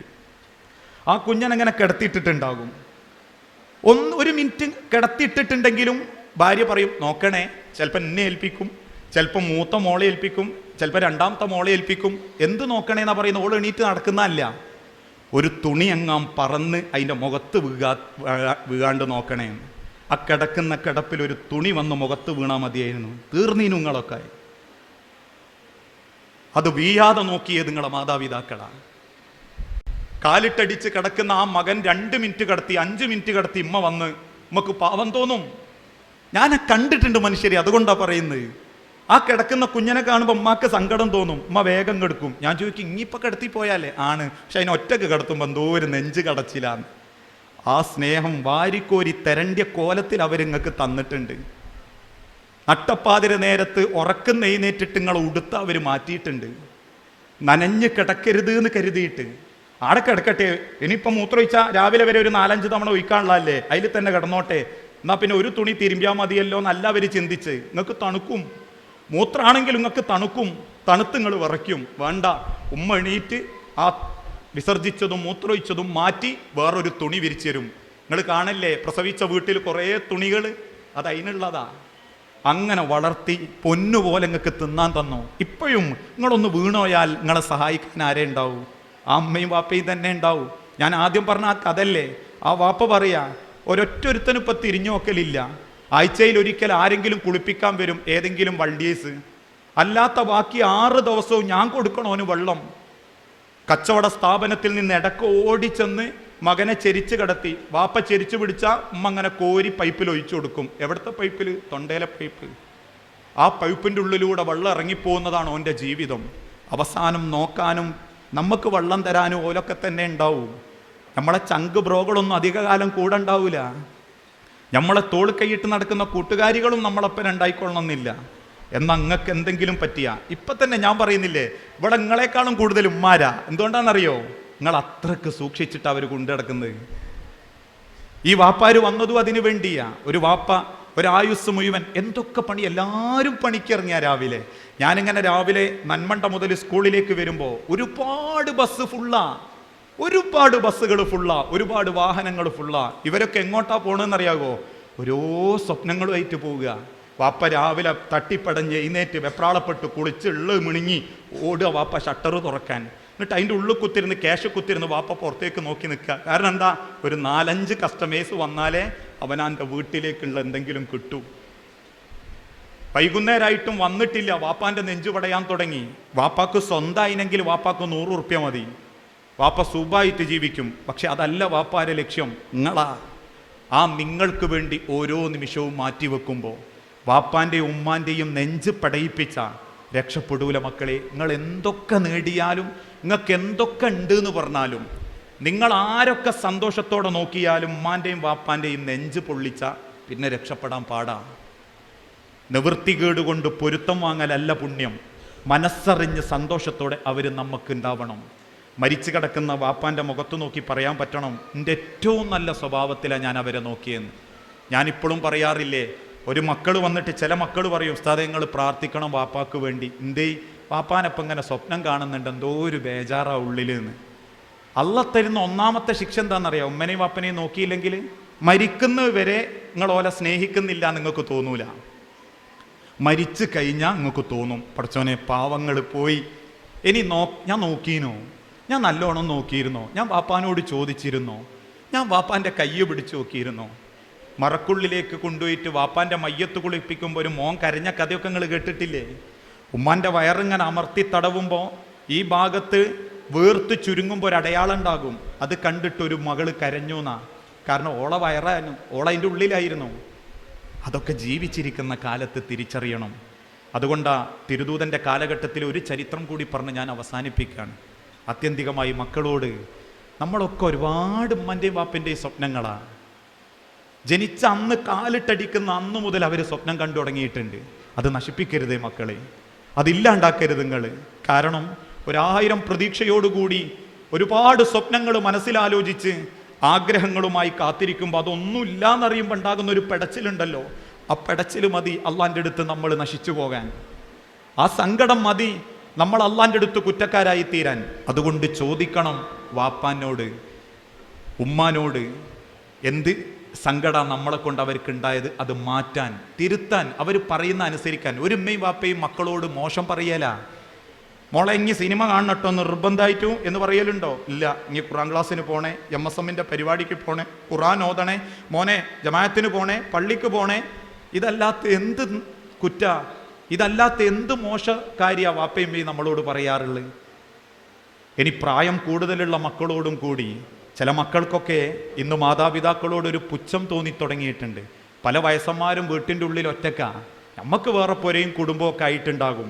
എന്നാലും സ്വന്തം വീട്ടിൽ ഒരായുസ് മുഴുവൻ നമുക്ക് വേണ്ടി ജീവിച്ചവർ ഏതോ ഒരു റൂമിൽ അങ്ങനെ കുത്തിരിക്കുന്നുണ്ടെങ്കിൽ അവർക്ക് നമ്മൾ ഇടക്കിടക്ക് കൊണ്ടുകൊടുക്കുന്ന 100,000 പോരന്മാരോ, അത് പോര വാപ്പാരെ.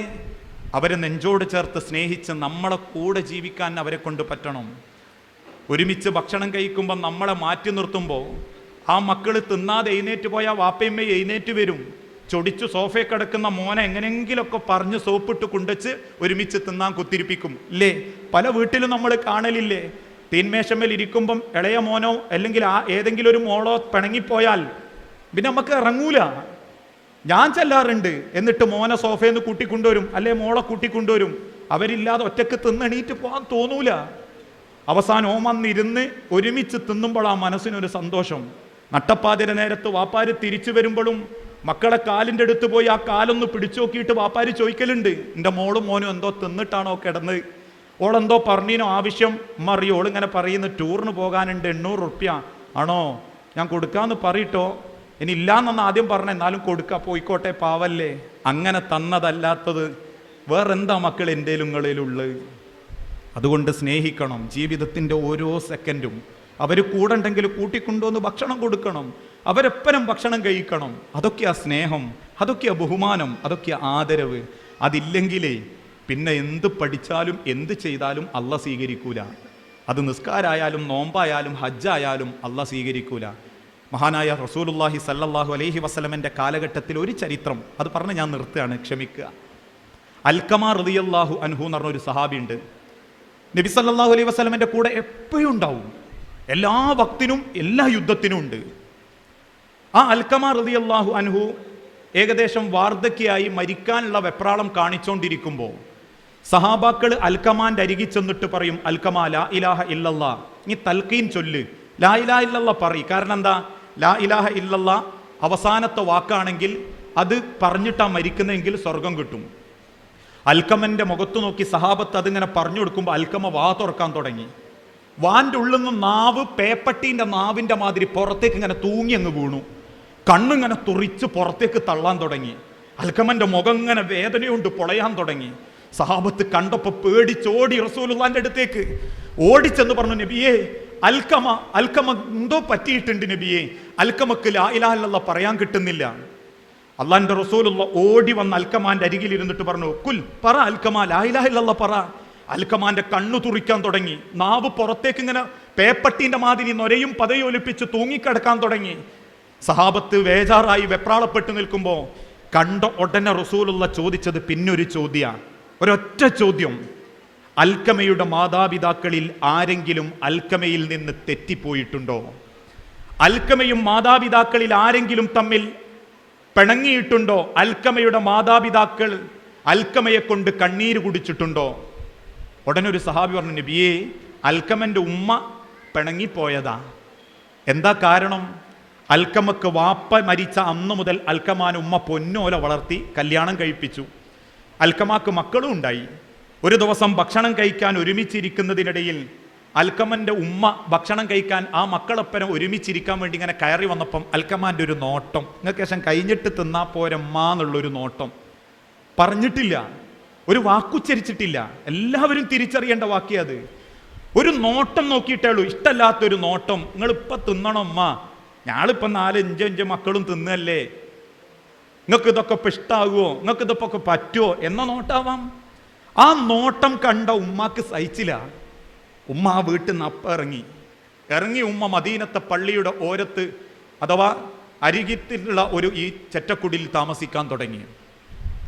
ഉടനെ അള്ളാഹിന്റെ റസൂൽ പറഞ്ഞു, ആ ഉമ്മാൻ ആളെ വെച്ച് വരുത്തണം. ഇത് ഞാൻ ഉണ്ടാക്കിയ കഥയല്ല കേട്ടോ, തറഈബു തർഹീബ് എന്ന് പറഞ്ഞ ഹദീസ് ഗ്രന്ഥത്തിലുണ്ട്. അൽക്കമ റളിയല്ലാഹു അൻഹുവിൻ്റെ ഉമ്മ വന്നു. റസൂൽ ചോദിച്ചു, പെണ്ണെ നിന്റെ മകന് നീ പൊരുത്തപ്പെട്ടു കൊടുക്കൂ, എൻ്റെ മനസ്സിൽ ആ സങ്കടം മാറ്റി കൊടുക്കുമെങ്കിൽ അതൊന്ന് പൊരുത്തപ്പെട്ടു കൊടുക്കുമോ? ഉമ്മ പറഞ്ഞു, ഇല്ല നബിയേ, കാരണം ഈത്തപ്പനയുടെ കൊലയിൽ നിന്നും കിട്ടാവുന്ന അത്ര ഞാൻ എൻ്റെ മോന് കൊടുത്തിട്ടുണ്ട്. ഞാൻ കഴിക്കുമ്പോൾ പോലും എൻ്റെ മുലപ്പാലിൻ്റെ മോന് വേണ്ടി ഉണ്ടാവണേ എന്ന് പ്രാർത്ഥിച്ചിട്ടാണ് ഞാൻ കഴിച്ച്. ഇന്നും നിങ്ങൾ ആലോചിച്ച് നോക്കി, പ്രസവിക്കുമ്പോൾ നിങ്ങളമ്മാരൊക്കെ തടിക്കുന്നത് കണ്ടില്ലേ? എന്തുകൊണ്ടാണെന്നറിയോ മക്കളെ? ഉമ്മാര് തിന്നുക. എന്തിന്? ഉമ്മാർക്ക് തടിക്കാനല്ല, ഉമ്മാക്ക് പാലുണ്ടാവാൻ. ആ പാല് മക്കൾക്ക് കൊടുക്കാൻ, ആ പാലുണ്ടാവാൻ അമ്മാര് തിന്നുന്നത്. അങ്ങനെ ആ ഉമ്മ പറഞ്ഞു, റസൂലേ ആ നോട്ടം എൻ്റെ നെഞ്ച് കൊണ്ടുപോയി നബിയെ. അങ്ങനെ എൻ്റെ മോനെ ഞാൻ തിന്നാൻ കൊടുത്തിട്ട് എനിക്ക് ഭക്ഷണത്തിന് നോക്കിയപ്പോൾ എൻ്റെ നോട്ടം എനിക്കിഷ്ടായില്ല. അള്ളാൻ്റെ റസൂൽ പറഞ്ഞു ആയിക്കോട്ടെ. സഹാബത്തിനോട് പറഞ്ഞു, എന്നാലേ എല്ലാവരും ഉണങ്ങിയ വിറക് കൊള്ളി കൊണ്ടുവരണം.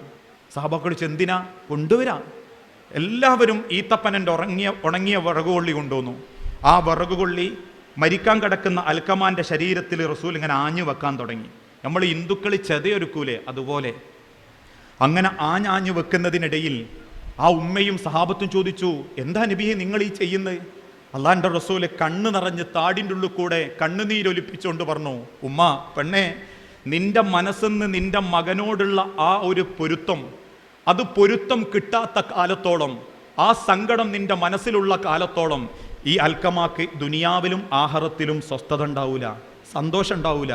അതുകൊണ്ട് അൽക്കമാനെ ഞാൻ പച്ചക്ക് കത്തിക്കുക, പരലോകത്തും അൽക്കമാക്ക് ഇതന്നെയായിരിക്കും ശിക്ഷ.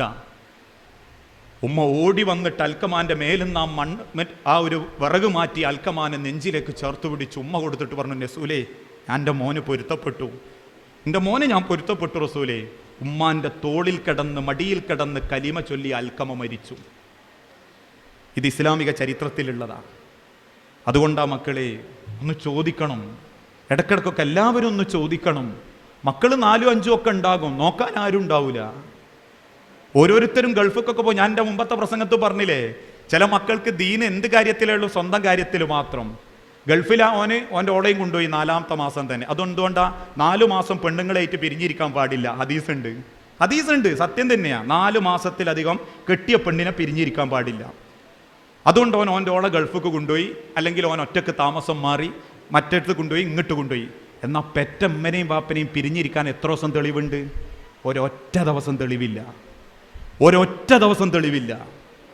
യുദ്ധത്തിന് വന്ന സഹാബീനെ റസൂലുള്ള തിരിച്ചയച്ചു, ഉമ്മാനെയും ബാപ്പാനെയും പോയി നോക്ക്, ഒരു വയസ്സന്മാരാ. ഇന്ന് പല കുടുംബത്തിലും ഓല് ഇല്ലാണ്ടായിക്കൊണ്ടിരിക്കുക. ഇവരൊക്കെ ഒരു കാലത്ത് സുജായിമാരായിരുന്നു. ഈ തലനരച്ച പാവങ്ങളൊക്കെ, ഓല ഈ ശരീരമൊക്കെ നരച്ചു പോയതും എല്ലൊക്കെ ചുളുങ്ങിപ്പോയതേ അവർ ജീവിച്ചത് കുടുംബത്തിന് വേണ്ടിയായതുകൊണ്ടാണ്. അങ്ങനെ ഒരു ചുളിയൽ എനിക്കും ഇങ്ങൾക്കും വരാനുണ്ട്. കിടന്നെടുത്ത് തന്നെ കാലിട്ടടിച്ച് കിടക്കേണ്ട ഒരു ഗതികേട്. ആ സമയത്ത് നോക്കാൻ ആളില്ലാതാകുന്ന ഒരു കണ്ണുനീര് നമ്മൾ ഇന്നോർത്ത് സ്വന്തം മാതാപിതാക്കളെ സ്നേഹിക്കണം. നമ്മളെ കൗമാരം കാരുണ്യമായി കൊടുക്കാൻ പറ്റണം. പ്രതീക്ഷയോടുകൂടി നമ്മളെ നോക്കി നിൽക്കുന്ന രക്ഷിതാക്കളുടെ പ്രതീക്ഷ ഇല്ലാതാക്കുന്ന ഒരു ജീവിത രീതി നമ്മളെ ജീവിതത്തിൽ ഉണ്ടാകാൻ പാടില്ല. ആത്യന്തികമായി മരണങ്ങളെയും കാത്തു നിൽക്കുന്നുണ്ട്. പ്രായം നോക്കാതെ 19 വയസ്സുകാരനാ മെഞ്ഞാന്ന് മരിച്ച്. ഇന്ന് പത്രത്തിലും ഞാൻ കണ്ടു 13 വയസ്സുകാരൻ മരിക്കുന്നത്. കഴിഞ്ഞ ദിവസം വേറൊരു സുഹൃത്ത് നമ്മളെ ഈ ദീനീ രംഗത്ത് ഇടപെടുന്നോ മരിച്ചു, 21 വയസ്സ്. ഇങ്ങനെ അള്ള കൂട്ടിക്കൊണ്ടുപോകുമ്പോൾ ഒരു സമാധാനത്തോടെ മടങ്ങാൻ വേണ്ടിയിട്ട് അള്ളാഹിനോട് പ്രാർത്ഥിക്കുക, ഒരു മാറ്റം ഉണ്ടാവുക. നേരത്തെ മൻസൂർ സാഹിബ് അലി പ്രസംഗിച്ചതുപോലെ നമുക്കൊരു പേഴ്സണാലിറ്റി മാറ്റം ഉണ്ടാവണം. എൻ്റെ കൗമാരം അത് കാരുണ്യമായിരിക്കും, പ്രതീക്ഷകളെ സത്യപ്പെടുത്തുന്നതായിരിക്കും. അങ്ങനെയാവാൻ അള്ളാഹു നമുക്ക് ഓരോരുത്തർക്കും തൗഫീക്ക് നൽകുമാറാകട്ടെ. ഞാൻ മക്കളോട് എൻ്റെ അനിയന്മാർ എന്നുള്ള നിലക്കാ സൂചിപ്പിച്ചത് കേട്ടോ, കുറ്റപ്പെടുത്തിയതല്ല. നിങ്ങളൊക്കെ നല്ല മക്കളാണ്. അതിൻ്റെ ഏറ്റവും വലിയ ഉദാഹരണങ്ങൾ ഇവിടെ വന്നു എന്നുള്ളത് തന്നെ. ഇപ്പോഴും എത്രയോ കുട്ടികൾ ടി-വിൻ്റെ മുൻപിലും റോഡ് സൈഡിലും ബീച്ചുമിലും ഒക്കെ ഉണ്ട്. ഓലൊക്കെ ഭാഗ്യവാന്മാരെന്നാ ഓല വിചാരം. കാരണം എന്താ? വെറുതെ ഇവിടെ വന്ന് കുത്തിരുന്നില്ല. ചിലർ പറയും ഞാൻ ഇന്നലെ ആ സമയത്ത് കളി കണ്ടതാ, IPL ICL ഇതൊക്കെ കണ്ടതാ, ഈ വെറുതെ പോയി കുത്തിരുന്നില്ലേ എന്ന് ചോദിച്ചിട്ടുണ്ടെങ്കിലും അവരോട് പറയണം, ഈ കിട്ടിയ ഓരോ നിമിഷത്തിലെ ഉപയോഗവും ഓരോ നിമിഷത്തിൻ്റെ പ്രാർത്ഥനയും എൻ്റെ സ്വർഗത്തിലേക്കുള്ളതാ. ഭാഗ്യവാന്മാരാ, നല്ല മക്കളാ നിങ്ങൾ. അതുകൊണ്ടാണ് നിങ്ങൾക്ക് വരാൻ തോന്നി. നിങ്ങൾ ഇരിക്കുന്നത്, നിങ്ങളെ പിന്നാലെ മാതാപിതാക്കൾ വന്ന് അവർ പിന്നാലുണ്ട്, കൂടണ്ട്. സുഹൃത്തായിട്ടും വാപ്പയായിട്ടും ഉമ്മയായിട്ടും കൂട്ടുകാരിയായിട്ടും അവർ കൂടുള്ളപ്പോൾ ഇനി നമുക്ക് വേറെ നമ്മളെ പരലോകവും ഇഹലോകവും നശിപ്പിക്കുന്ന ഒരു കൂട്ടുകാരികൾ വേണ്ട. ഓരോന്നും നല്ല നിലക്ക് തിരഞ്ഞെടുത്ത് മാതാപിതാക്കളെ സുഹൃത്തുക്കളാക്കി സ്വന്തം കുടുംബം സ്വർഗമാക്കാൻ വേണ്ടി പരിശ്രമിക്കുക. അള്ളാഹു അനുഗ്രഹിക്കുമാറാകട്ടെ. വസല്ലല്ലാഹു അലാ നബീന. അസ്സലാമു അലൈക്കും. അതോടൊപ്പം നമ്മളെ ഈ പരിപാടിയൊക്കെ സംഘടിപ്പിക്കുമ്പോൾ ഇതിന് അത്യാവശ്യം ചെലവുണ്ടാകുമല്ലോ അല്ലേ? ഓരോ കാര്യങ്ങളും നമുക്ക് പ്രത്യേകിച്ച് സ്രോതസ്സൊന്നുമില്ല. അതുകൊണ്ട് പുറത്തൊരു ഡൊണേഷൻ ബോക്സ് വെച്ചിട്ടുണ്ട്. നിങ്ങളെ കൊണ്ട് സാധിക്കുന്നത് നിങ്ങൾ കൊടുക്കണം. അതോടൊപ്പം പറയട്ടെ, നമ്മളൊരു പൈസ ചിലവാക്കുമ്പോൾ അത് നമുക്ക് ഗുണമായി മാറണം. ഞാൻ എൻ്റെ സ്കൂളിൽ പറയലുണ്ട്, സെൻഡ് ഓഫ് എന്ന് കേട്ടാലും ആഘോഷം എന്ന് കേട്ടാലും പൈസൻ്റെ ഒക്കെ ഇങ്ങനെ വാരി ഉജാലയായിട്ടും പൊടിയായിട്ടും മുഖത്ത് കെറിയുന്നത് കാണാം. ചില മഫ്തയും പർദ്ദയൊക്കെ ഇട്ട പെൺകുട്ടികളെ നിങ്ങൾ കാണല്ലേ, ആൺകുട്ടികളെയൊക്കെ മേലറച്ച് കളറായിരിക്കും. മക്കളെ, വാരി എറിയുന്നത് വാപ്പാൻ്റെ ചോരയാ. നിങ്ങൾ ഒറ്റക്ക് അധ്വാനിച്ച് കിട്ടിയല്ല, വാപ്പ ആരെയോ മുൻപിലും അധ്വാനിച്ച് സങ്കടപ്പെട്ട പൈസയാ. ഒരു അണയല്ല, ഒരു പൊടി എറിയുമ്പോൾ നിങ്ങൾ എറിയുന്നത് വാപ്പാൻ്റെ ചോരയും നീരാന്ന് ഓർക്കണം. ആ വാപ്പൻ്റെയും ഇമ്മൻ്റെയും നൊമ്പരാന്ന് ഓർക്കണം. അത് നന്മക്ക് വേണ്ടി ചെലവാക്കിയാലോ അള്ളാൻ്റെ കൂലിയും കൂടി ഉണ്ടാകും. നിങ്ങൾക്കൊരു പൈസ തന്ന് ഉപകാരപ്പെട്ടു എന്നും രക്ഷിതാക്കൾക്ക് തോന്നും. അങ്ങനെ പണം അമിതമാക്കാതെ നന്മക്ക് വേണ്ടി ചെലവാക്കുക. അതിൽ നിങ്ങളോടോ എല്ലാവരോടും രക്ഷിതാക്കളോട് ഓർമ്മപ്പെടുത്താനുള്ളതാണ് ഈ സൗകര്യങ്ങളൊക്കെ ഒരുക്കാൻ. ഇൻഷാ അല്ലാഹ് ഇതിൻ്റെ കണ്ടിന്യൂസ് ആയിട്ടുള്ള പരിപാടികൾ ഉണ്ടാകും. നമ്മൾ MSMൻ്റെ ക്ലാസ്സുകൾ തുടരുന്നുണ്ട്. ലഹരി കാര്യങ്ങൾക്കെതിരെ മക്കളെ ബോധവാന്മാരാക്കുന്നുണ്ട്. എല്ലാവരും ഒരുമിച്ചുണ്ടാവണം. എല്ലാ വാപ്പാരും ഉമ്മാരും ഒരുമിച്ചുണ്ടെങ്കിൽ നമുക്ക് ഈ പ്രദേശം അല്ലെങ്കിൽ നമ്മളെ ചുറ്റുപാട് സമൂഹത്തിൽ അറിയപ്പെടുന്ന ഒരു നന്മയുടെ ചൂണ്ടിക്കാണിക്കാൻ പറ്റുന്ന ഒരു മാറ്റത്തിൻ്റെ ഒരു വിളക്കായി പറയാൻ പറ്റും. അതിനാവട്ടെ ഈ ഒരുമിച്ചുകൂടൽ. അസ്സലാമു അലൈക്കും വറഹ്മത്തുള്ളാഹി വബറകാതുഹു.